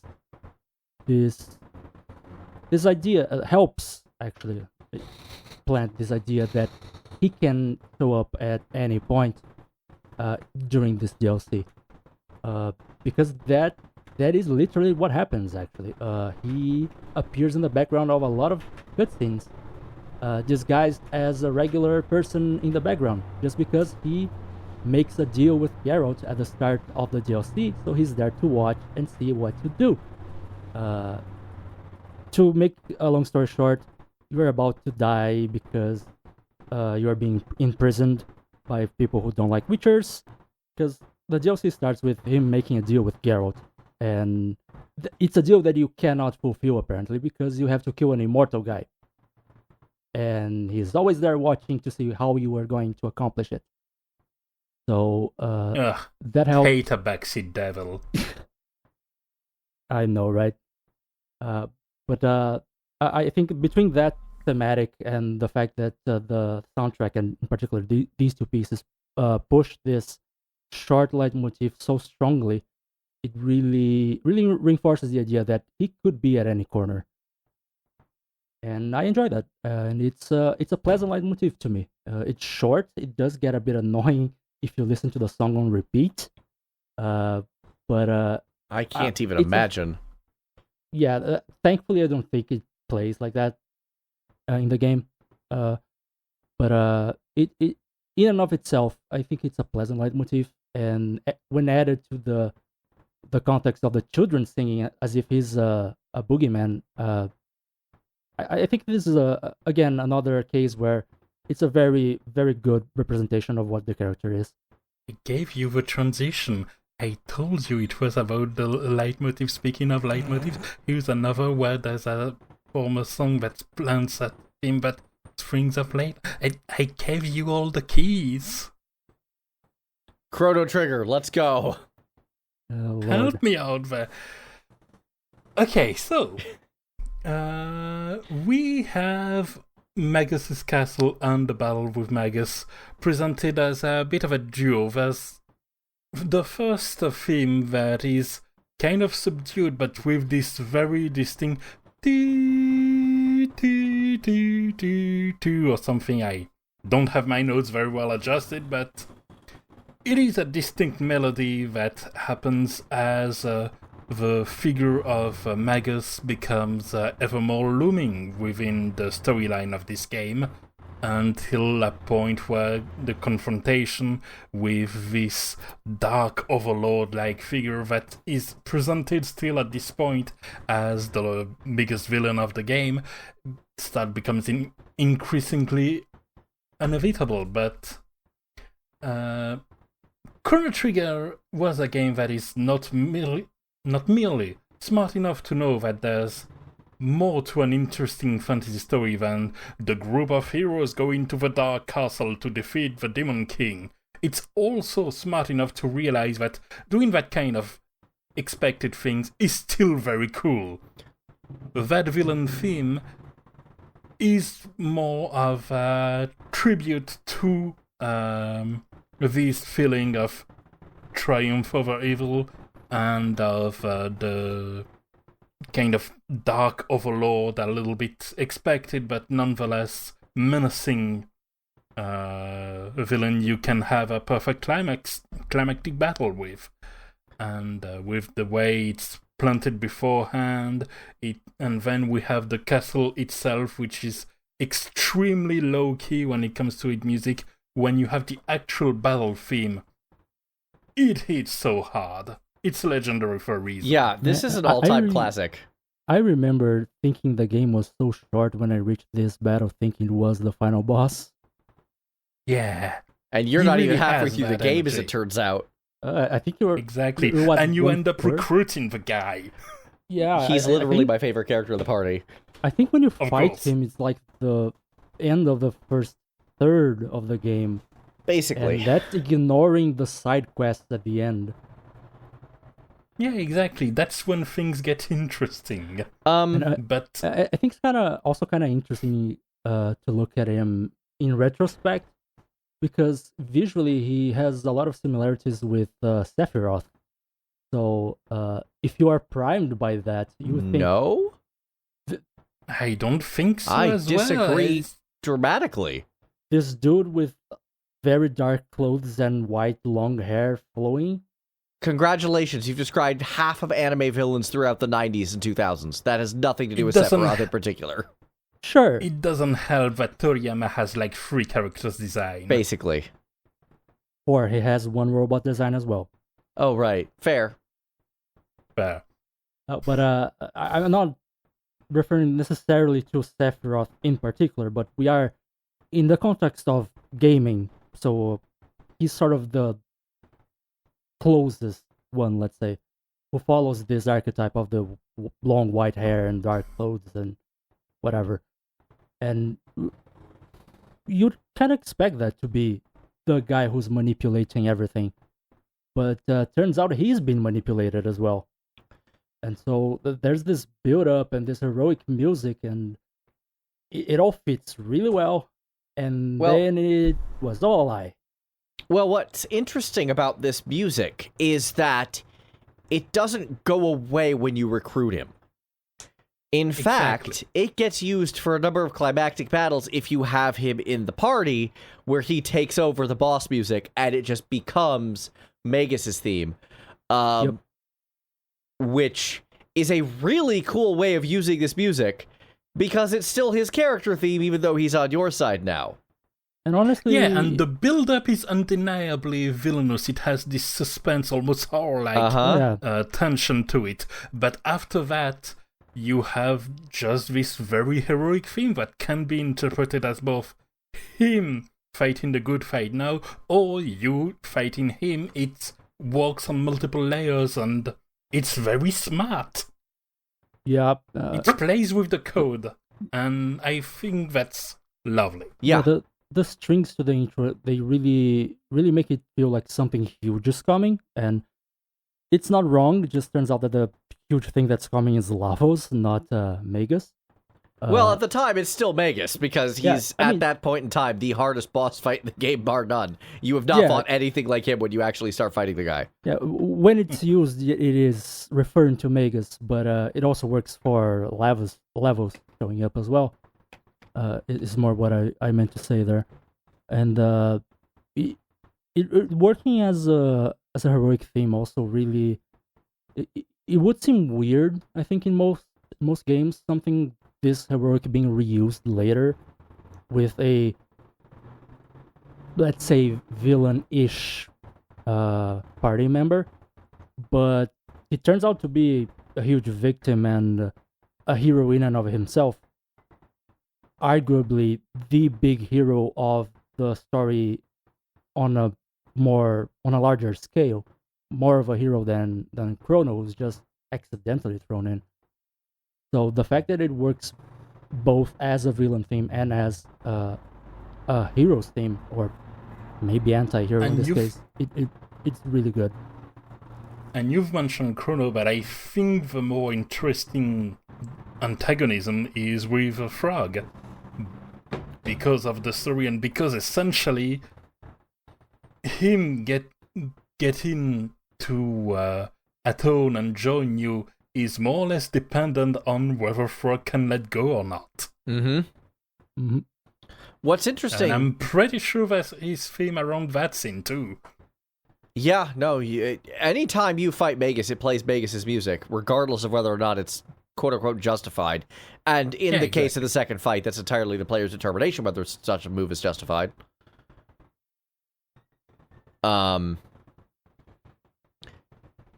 This is kind of an anecdote, but, so, a few years ago, when I first started streaming, one of the things I did was take on a Gilgabot challenge for the Chrono Trigger Christmas special, which literally they randomized my party and was like, you have to beat Lavos with this party and send us a screenshot. And I'm like, okay, I'll do it. And it gave me Chrono, Marley, and Magus. And I'm like, wow, you just made my life real easy. So when I get there, I'm on stream and it's like, should we kill this guy? Oh, wait, I can't. That decision's already been made for us. Remember that 7th secret character? As much as I want to hear his boss music again, if we kill the guy, he can't join us, so I gotta say no here and walk away.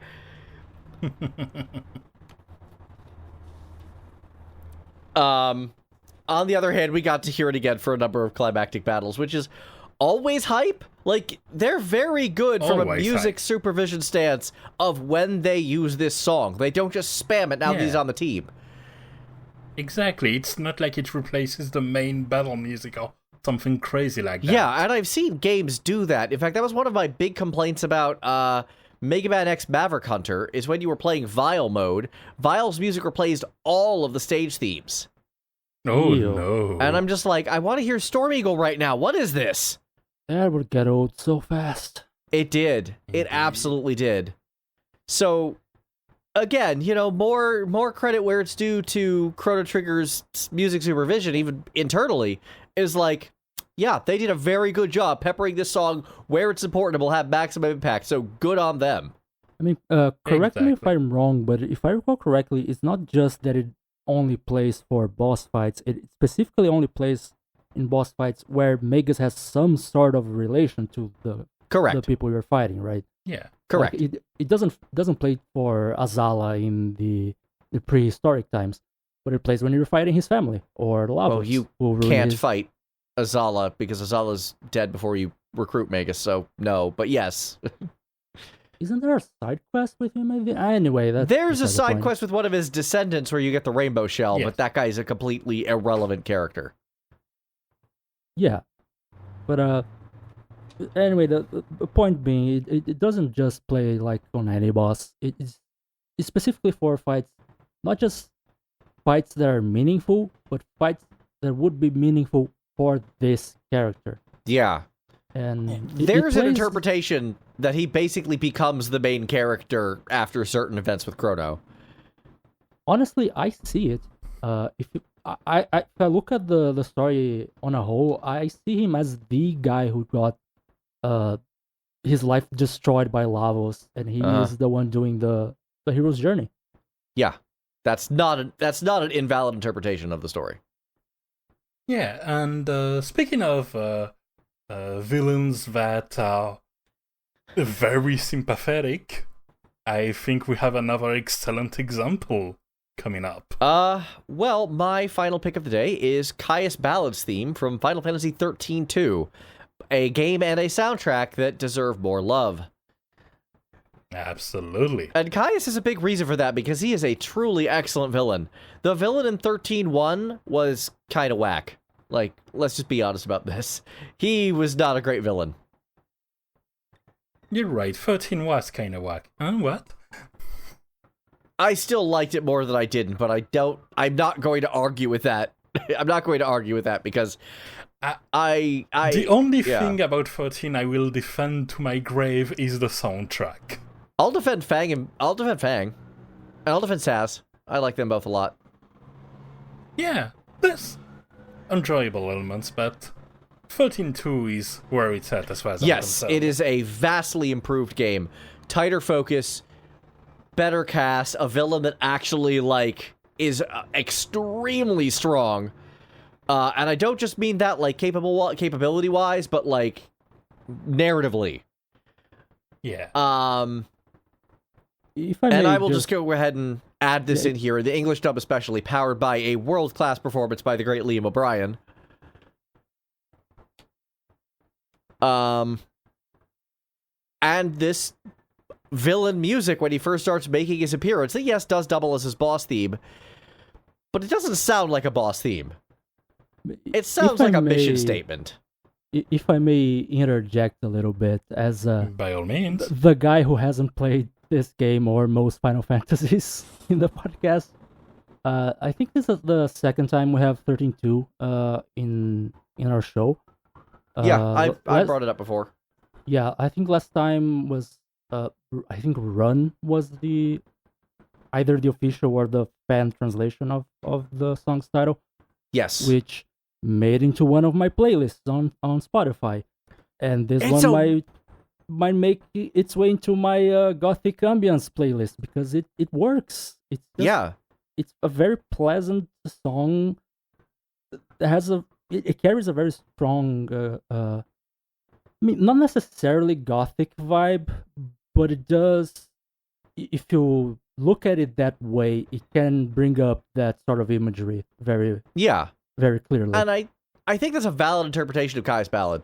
I think, like, he's got that, even though he is literally timeless. Like, he doesn't travel through time the same way everyone else does. He just exists outside of it. So he kind of... It's hard to explain this guy. 13.2 is, in my mind, the true spiritual successor to Chrono Trigger. Not Chrono Cross, not Xenogears, this game. Time travel and correcting paradoxes is a big part of the plot. All while Caius here, who is very much in the Magus mold of characters, who we just got done talking about, is kind of manipulating things to get his proper outcome, which involves messing with the time stream to save someone's life that he cares about. This should sound very familiar to Chrono Trigger fans. Yeah, and the music is pretty much the one of the last archetypes that feel like they deserve the mention, which is the tragic villain theme, and that's pretty much hit the spot perfectly. Yeah.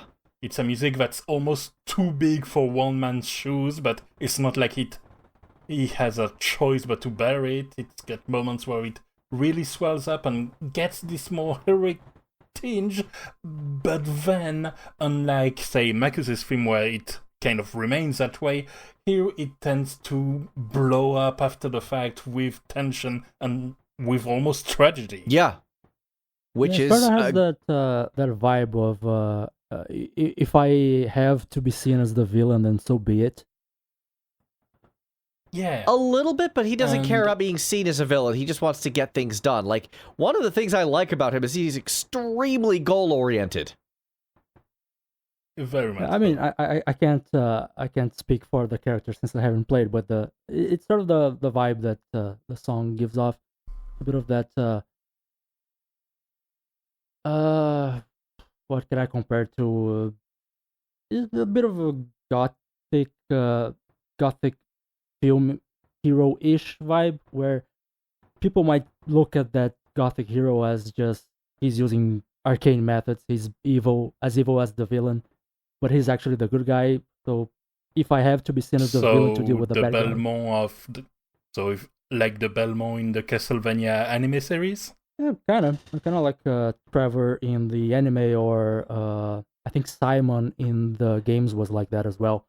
In the lore, if you were to read the lore for the original Castlevania games, where sort of everyone hates them because they use magic as well, and magic is evil and whatnot, but it's their job to be the hero, and if that means being seen as the villain, who cares?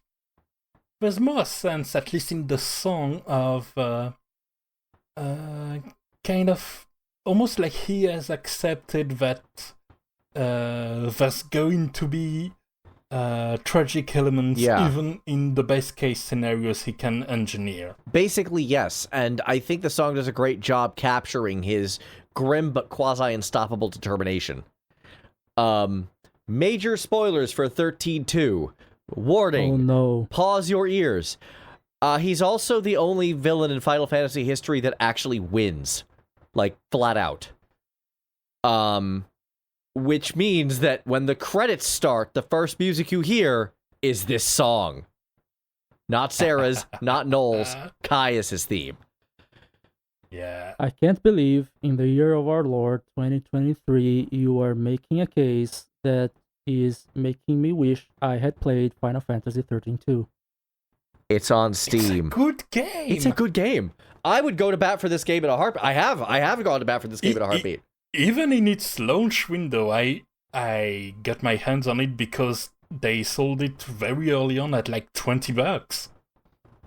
Sadly, and because it's some of the best $20 I spent. Yeah, sadly, because of the taint on it from Final Fantasy 13-1, which is an extremely divisive game, it didn't sell all that well. Which is It gave me a better plot summary of FF13 than FF13. Oh yeah, no, this game is genuinely really, really, really good. Like, it is absolutely a bright point in a fairly dark era of the franchise, because we just gotten through 12, which was, at the time, not very good, but the Zodiac Age really did redeem it, and... Yeah, and then we had like 10 years of Fabula Nova Crystallis nonsense. Right, and then afterwards we had 14 1.0, which was also really bad, and it wasn't until ARR that it got its crap together. Yeah. And then we had FF13-1, which is incredibly divisive, though I did enjoy on some level, and then we had Lightning Returns, which I've never played. And then we have this giant bright spot of 13-2, which is like, no, this is actually a really, really great game. You should play it, and I will always defend this game in particular. Again, 12 and 14 both very much redeemed themselves, but it took a decade to do so in both cases. Yeah, like, there's a reason why, when I thought of villain themes, part of my reasoning was just thinking, okay, good villains. His name immediately came up to my mind. Yeah, when we did this was literally the first song on my list. I'm like, this is the one I'm picking. And I didn't pick it only because I assumed you would. So, I'm just smiling and nodding here for the record. Fair enough. I know nothing about Final Fantasy. Yeah, no. In 13-2's case, I will say, well, I do find the soundtrack good. I don't think the soundtrack is as good as 13-1's.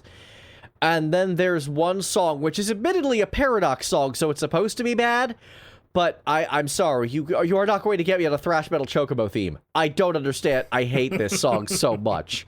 I get why it's here, and it's meant to be super jank because, you know, paradoxes, but like, why is this song in the soundtrack? Go away. This is horrible. See, I might... Yeah, it's like a Mad Luca. It makes no sense, but at least you only hear it once.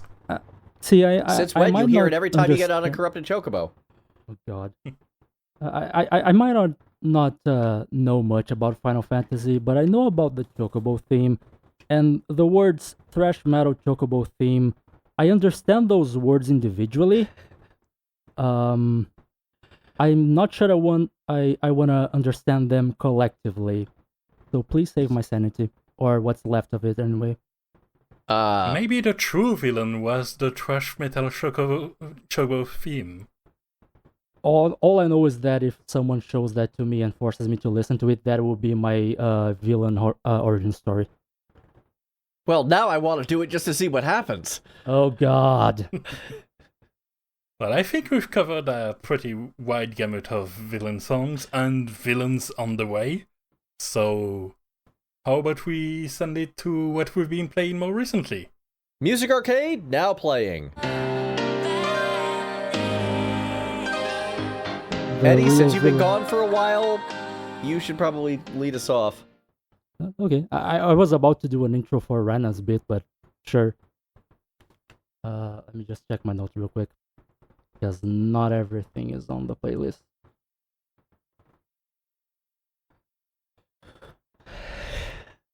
So, for 2 months, I've been away. For 1 month, I was playing Jack, because my mind wouldn't let me.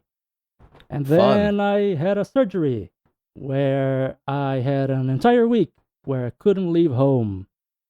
So you can imagine what I was doing for an entire 7 days of work and of doing anything. I won't go in detail into every single game I've touched during this period, because otherwise we would be here until next week. But just the ones that either I've played the most or are the most interesting musically.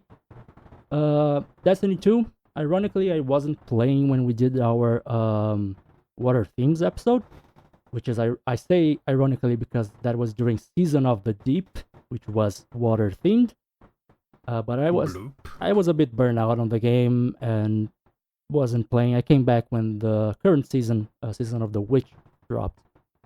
Don't really have much to say. There was a nerded episode where I brought up the previous expansion, the Witch Queen, on Now Playing, and the current season takes place in the same area as that expansion, so we are hearing a lot of those. I mean, that makes sense, given its name.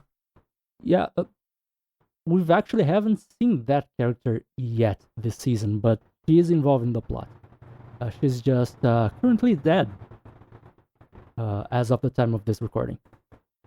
We all have our little occupations. Yeah, the plan is to revive her, but I won't go into detail. But yeah, I said at the time that I enjoyed the use of the Witch Queen's leitmotif, and we are hearing that a lot again because she's part of the plot of the current season, so I'm enjoying it. Though, again, it's very ambience heavy, not for everyone, but if you dig neoclassical and neo-folk music, you might enjoy that. I've also played a bit of Terraformers, because I saw Galen playing it. I saw that it was relatively cheap, and I went, screw it, I need something. It's fun. It's a fun game. It's good. It's a fun game. It's a great game to just fire off for one session every now and then. I really don't have anything to say about the soundtrack, honestly. It's generic sci-fi. Yeah, neither did I. Generic optimistic sci-fi, let's say. I did discover one song on the soundtrack that played exactly once in one of my playthroughs. I think Rana was actually in chat when that happened. Yeah, I was around and I've never heard it. Me neither. And I'm like, that's the one time I've heard it. I can't even track it down. So there's one good song hidden somewhere in there. Good luck finding it. Yep. I don't think I came across that one either. I think it was when you declared Martian independence. I've done that a few times. Oh no, it was crisis management. Oh, maybe. You were being pelted by like 5 disasters in a row. Oh boy. Fun. I think you lost that game too. Was that the one I lost? That might have been. I think so. Anyway. But yeah, so not much to say about the soundtrack. It's a solid game, but please play it while listening to a podcast, preferably this one, because the soundtrack isn't notable. Yeah. The next two games I've been playing, I actually have things to say. So one of them I've already mentioned before. It's Baldur's Gate 3. I love role playing in video games. I'm not one for role playing with actual other people around. Probably my anxiety speaking. But I love to just enter a game, create a character, imagine a backstory for them, and just make decisions based on that backstory and not just based on munchkin it and doing the best build. And that's how Go on. You first. So that's how I've been playing the game. And I mentioned a long time ago another game by Larian Studios, Divinity Original Sin 2, which had... crap, I'm drawing a blank on the composer. I talk about Divinity Original Sin 2, which had Boleslav Slavov as the composer, picking up for the still missed, at least by me, because he's a musical hero of mine, Kirill Pokrovsky. And Boleslav is back on Baldur's Gate 3. And the song I brought up for the playlist is 16 Strikes, and there's something very neat about how it works in the game, because it's one of the combat tracks. Another one is called 9 Blades. And what happens is, if 9 Blades is playing, and 9 Blades is on 9/4 time, and you get a crit, you crit the song as well, and it switches to 16 Strikes, which I haven't double checked, but I believe it is 16/4 time. 16/4 is fake. Like, That's just 4 bars of 4/4. I'm sorry, I'm not. It's basically only relevant for composers, but when listening, it's essentially 4/4. But I believe the idea is that it went from 9/4 to 16/4, which is cool. Create the music. I don't say this about Western composers too often. I really like this song, and I wish more Western work would sound like this. There's an actual melody line. There's actual energy to it. Western composers, more often than not, just hard lock into just atmosphere.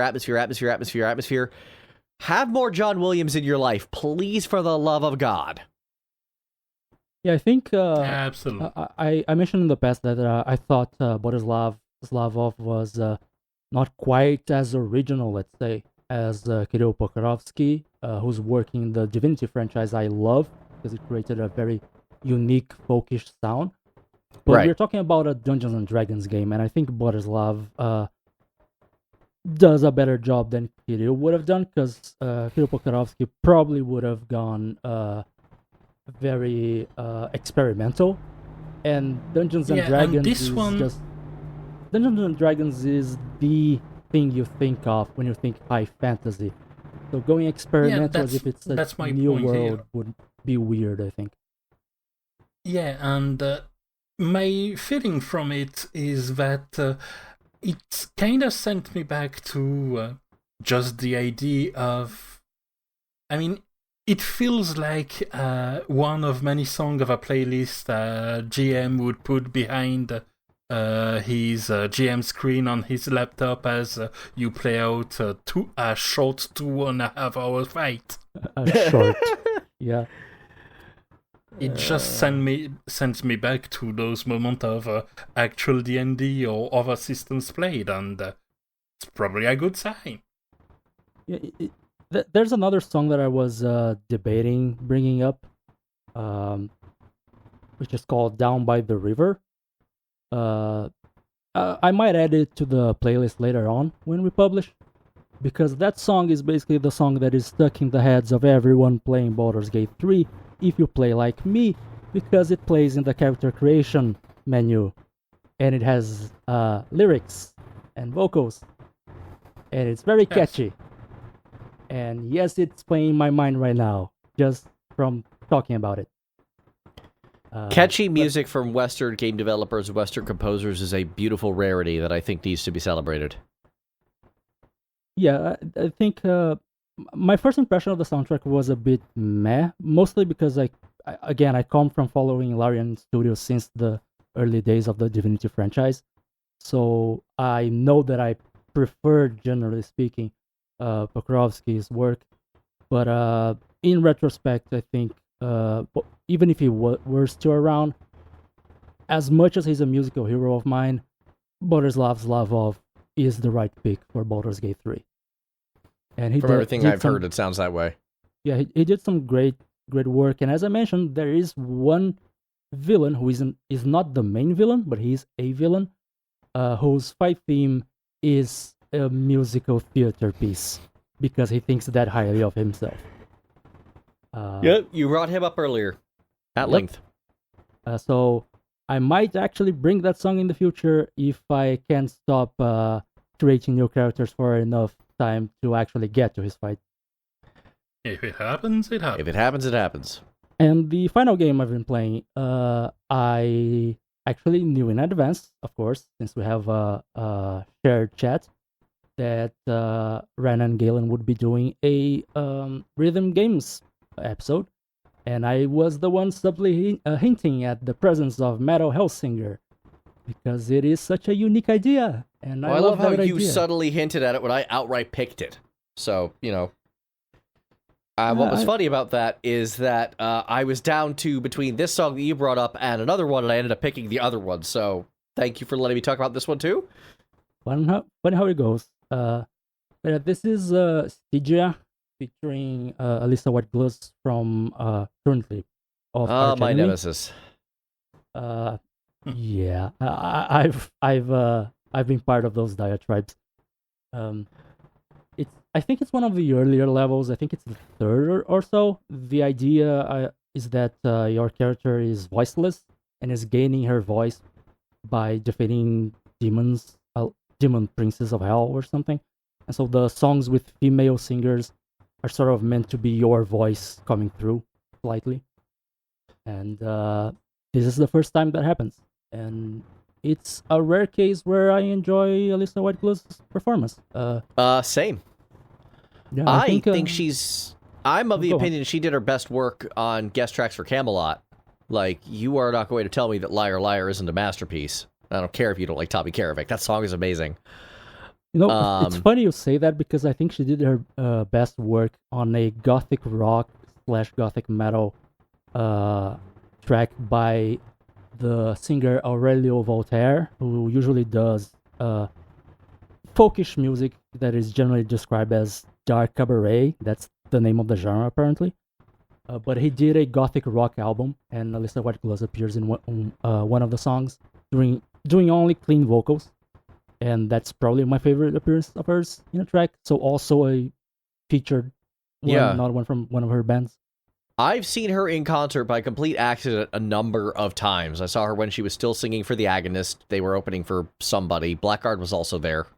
I saw her with Camelot. She toured with them a few times, and she would, show up for her guest verses there. This is one of her better performances, especially clean. I can just hear her ego on the harsh vocals, though. Like, I can just hear it. But yeah, I really love the clean vocals. This chorus is great, and she does great on it. Like, yeah, big thumbs up to that. And shoutouts again to Two Feathers, because I'm guessing they cannot put this soundtrack on streaming for legal reasons. I'm guessing because there's a lot of performers, presumably from a lot of different labels. Yeah, I've got to assume record label hell is what's going on there. Yeah, they have a lot of other soundtracks on Spotify. This is the one that's not there, which is a huge shame. But yeah, they really knew how to use the singers that were there. In every song we've heard, except maybe Serge Tankian's, they've managed to get like some of the best performances we've heard in a very long time from a lot of them. Like I mentioned last episode that Matt Heafy's performance in his song was like probably the best I've heard since Ascendancy, which was their first album. I mean, I'm personally not a huge fan of Serge Tankian's style, and I liked his song in Metal Hellsinger. I think it's probably one of the weaker ones for me. I prefer the others with the actual metal singers. But it was the first time in ages where I enjoyed Serge Tankian performance. So kudos to Feathers. You see, that was the one I found weak, but maybe that's because I do enjoy, System of a Down and Serge Tankian's work. So I mean, even I thought it was the weaker of the bunch. I just still liked it, even though it was weaker than the rest. There's some very good composers here. Let's just put it that way. Like they know how to get good. They know how to get good work out of these performers. That's for damn sure. And I hope to hear more from them in games that I'm actually interested in, because I'll be honest, most of the games they've worked don't really strike me as being something for me. But yeah, that's been it for me. That's the abridged version, because the full version wouldn't fit this episode, because it's been 2.5 months since I've last been here. Welcome back.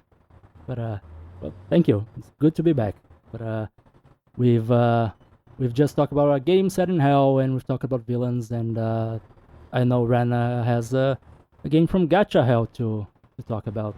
Kind of? Well, not quite from Gacha Hell, indeed. It's more like the game itself is deep in Gacha Hell, and this is its gravestone. I am talking about Mega Man X Dive Offline, which is the version of the game that you can just buy and play. Just want to say I love the analogy. Yeah, it's funny. I'm looking at this list, and the only person who brought a gacha game is me.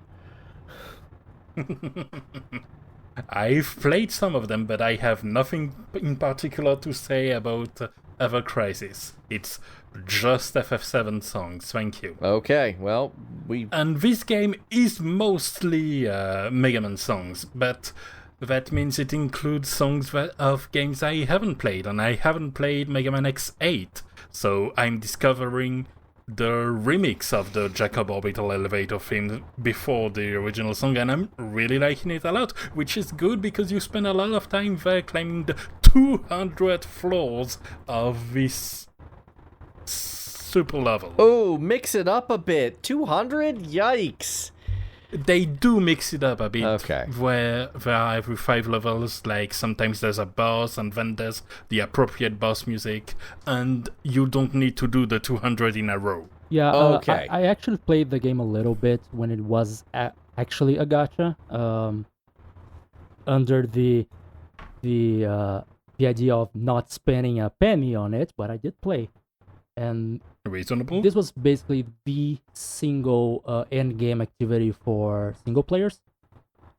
So you're basically meant to grind until you reach a new level, and then that level becomes your ceiling because you don't have powerful enough items or characters.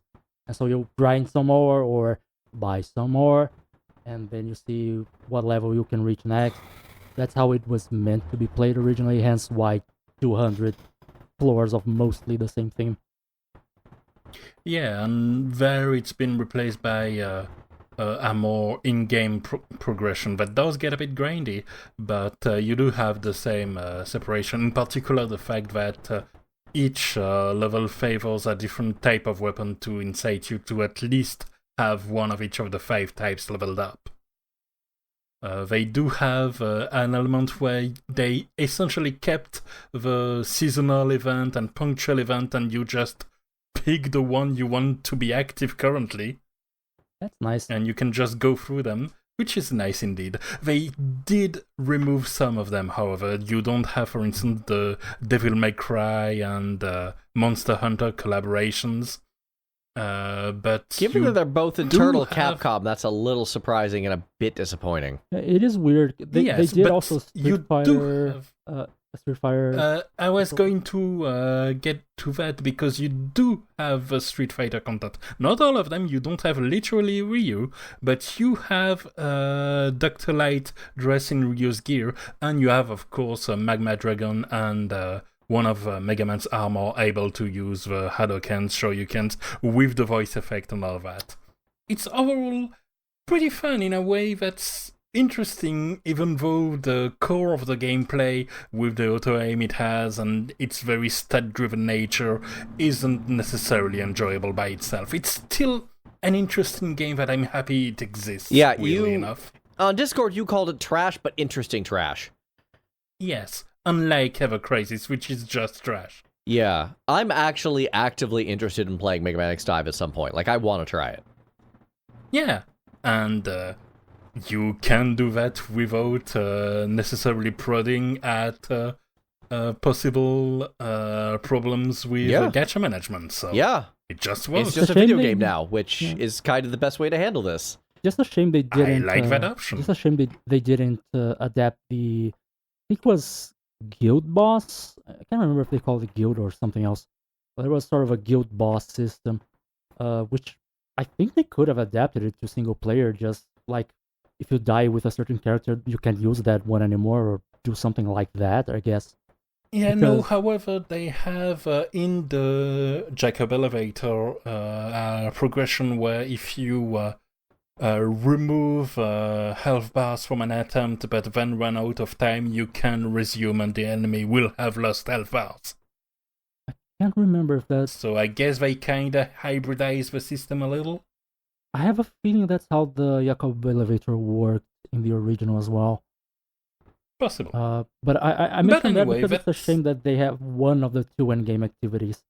They didn't adapt the one that required socialization. So that's probably why they didn't. Like, it just seems like that'd be too hard to try to figure out. Yeah, it's and definitely they've the reason done why. a lot of work adapting things already, I feel. I'm not... I don't mean that as they didn't do their job. I just mean it as a shame that you don't have variety in the endgame. you only have the orbital elevator now.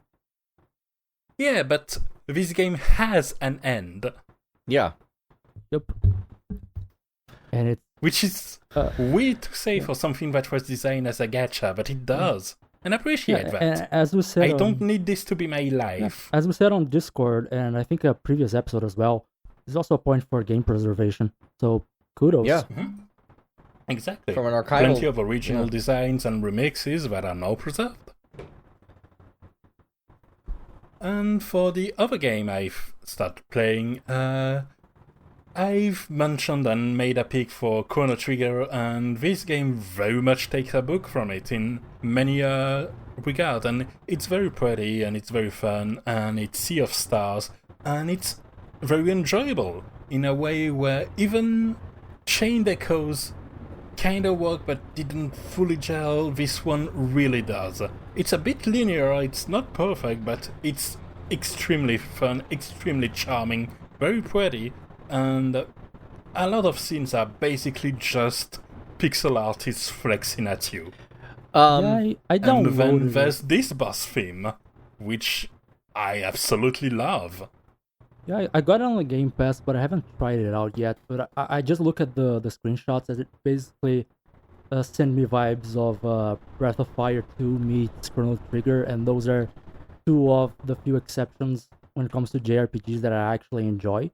So I'm looking forward to trying it out. And then I happened to notice while reading this on this boss theme, which sounds like a ghost ship pirate or something to that effect. Is that right? It is a ghost ship pirate. Okay. Yes. Well, it sounds like it. Guest composers included, hey, guess who? Yasunori Mitsuda himself. Yep, though it wasn't for this song. No, I guess not, but this one, again, it's like, oh, cool, Western composers do get how to write melodies. This one's got some vibes to it. I like this one a lot. Yeah, I didn't even react to it because given that I know the context of the Ghost Ship Pirate, I focused on how it sounded folksy, but I've shared it with another friend, and they've mentioned, which is pretty fair, that it even has some ska vibes at some point. Oh, yeah, I can see that. Yeah, it's just lots of energy, a bit of a spooky background, but ultimately you're there to take the ship from the ghost pirate, so you're there enjoying the scenery. You are fighting next to a cliff, and one of the enemy's attack is literally throwing himself off a cliff to be picked up by a giant sea serpent that then violently spits at you. That's funny. Great. Yeah. It's very enjoyable. Highly recommend testing it. Honestly, the only commentary that I can make at this point is just that if we are lacking ideas for our next Halloween episode, we should just make a Yasunori Mitsuda's Haunting Our Dreams. Because he appears a lot when we don't expect him. One of my picks was from Secret of Mana. That's Mitsuda. Yeah, Secret of Mana, right? Mitsuda wasn't Secret of Mana, was he? My bad. I would have to double check on the GMDB. Wasn't sure. I may have gotten my names mixed up. But this isn't relevant for this episode. Moving on. Galen, what have you played? Okay, so first and foremost, I finally played Hollow Cure. Yes. Very cool soundtrack. I'm still not 100% sure what to make of it. I know they're like remixes of songs that people themselves have released on the idol side of the VTuber business. Indeed. For instance, the first stage, Suspect, is a remix of Suspect sung by Ayame Nakiri, Roboko-san, and Aki Rosenthal. Sure. The fact all three of them are playable. Cool. Yeah, so I will say at least the mixes that are in-game are very, very cool. Yeah. And the game itself is very, very cool. I still feel like I'm, even with your help, Rana, I still feel like I'm very much like not in the know in regards to this. It is built out of references. It is, and that makes it hard for someone who doesn't understand the references. Yeah. But even though the enjoyability of the game stands on its own. Oh, absolutely. This is a very good Survivors-like. Big thumbs up here. Very good Bullet Heaven, or whatever phrasing is being called. Love how the characters are very different from each other. They are. They play very differently, and I think that's good. And there's no like. There's a lot of characters, and they look very unique, and based on the gameplay that I've watched, they seem to also play very uniquely. Yeah, it's a free game. I highly recommend it if you're a Survivor's Like fan. I also finally decided, all right, I've played enough Terraformers and I've watched enough Potato McWhiskey. Let's actually play a 4X game, and finally booted up Stellaris. And then 50 hours of your life disappeared. And then 50 hours of my life disappeared. None of those hours were spent thinking about the soundtrack. The soundtrack is boring. It exists. Move on. Yeah, it is. It sets for the song you've linked creation of Beyond. It very much sets space opera levels to yes and calls it a day. Basically, yeah. Although with a bit more of a 4X-ish vibe. I had this weird idea that I feel this would have worked as a background music for an accelerated montage of Evolution on Earth or something like that. If I can think of the television score to The Expanse, which greatly features Mars, and think that does a better job of selling, like, interesting sci-fi music than a video game does, something has maybe gone wrong. What is honestly a very, very solid, like, there's a lot going on here sort of game. Oh, honestly, after Rana mentioned using this as the background music for a time-lapse, I can only think of building the space program in Civilization 6, and this should play in the background. Yeah. And then, finally, a very interesting turn of events in Arknights. Yeah, I've mentioned the Monster Hunter. Who knew he'd land on your end of the woods? Yeah. So right now, we are having our Monster Hunter crossover. And the music that's being played is not from Monster Hunter. There were a couple That's interesting. Oh, this gets better. You're going to love this. When this event launched, the boss was from Monster Hunter, and a couple of other tracks were from Monster Hunter. Since then, they have hot patched it to remove those songs. Is that a license issue? It's almost certainly a license issue. I can only Capcom imagine. very well may have DMCA'd their own crossover. Incredible job. Yup. Love that. Honestly, So after instead- the Mega Man... How dare they taint a game that has, as a now playable character, 3 small cute animals stacked on top of each other? After that Mega Man X dive offline thing, I'm just not surprised anymore. Yeah, no, this was hilarious. So the music that ends up getting played is actually some fairly good music from an old CC, an old contingency contract, which is one of the, like, end game events that happen.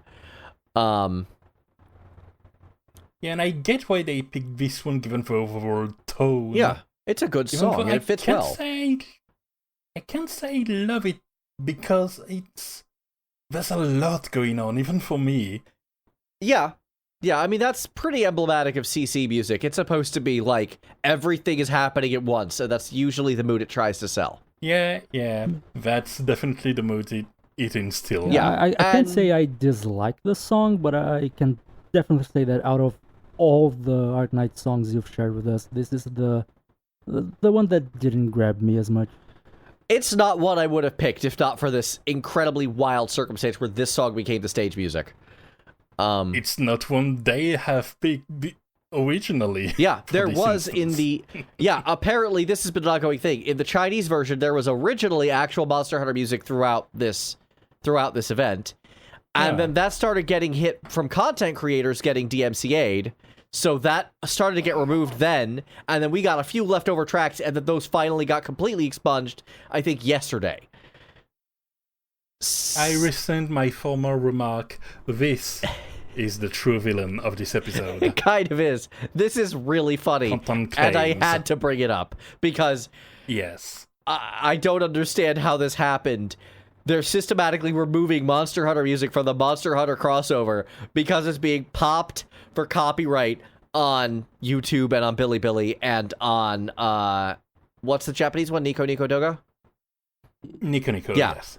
All of those at This is once. the second funniest problems with content creators getting dinged for something in game that I've heard. Yeah. I will mention the first one off recording. Fair enough. And, Of the record later. And if you are listening to this podcast and wondering why we don't play the songs while we talk about them, there's your answer. There's the answer. Yes, we like actually having our show be monetized, even though it's not really monetized. We like having the option Exactly. there. Yes. We like to have the show up It's at like least. It's like when playing between a new and a remix or an original track. We like having options. Mm-hmm. And with that, I will take the options to send it to you for the send-off. And that's all the time we have for this very long episode that I'm going to have to cut in editing very dramatically. Also, I've got to pause because sirens, so hang on a second. Gotta have a last one for the God, fun. this was the only siren this episode, or at least on my end. There and there so There were was a few motors, though. there was one siren and a few bikes on my end, and one siren and one or two motors on your end. Yeah. It's been a weird This day. was a fairly quiet episode. We just went further into tangent land than usual. Indeed. I think it's because we started recording like 2 or 3 hours earlier than usual. Yeah. So the I mean, bikers still weren't out. timing was a factor on my end because I have to go in like 10 minutes. I get it. Anyway, thank you all so much for watching. As always, you can find links to the songs we've discussed in the description below, as well as how to contact us for any feedback, concerns, questions, or ideas. Someone come up with something witty. I have something, but it's We for will way beyond. return. Okay. We will return was all I've got. I mean, I got something, but it's just for post ending. All right, well, I tried. Thank you, everyone, for watching. We will see you guys next episode, where hopefully we will finally get to xylophone. I almost said violins. Oy vey. It's time to conquer Earth. Bye, guys.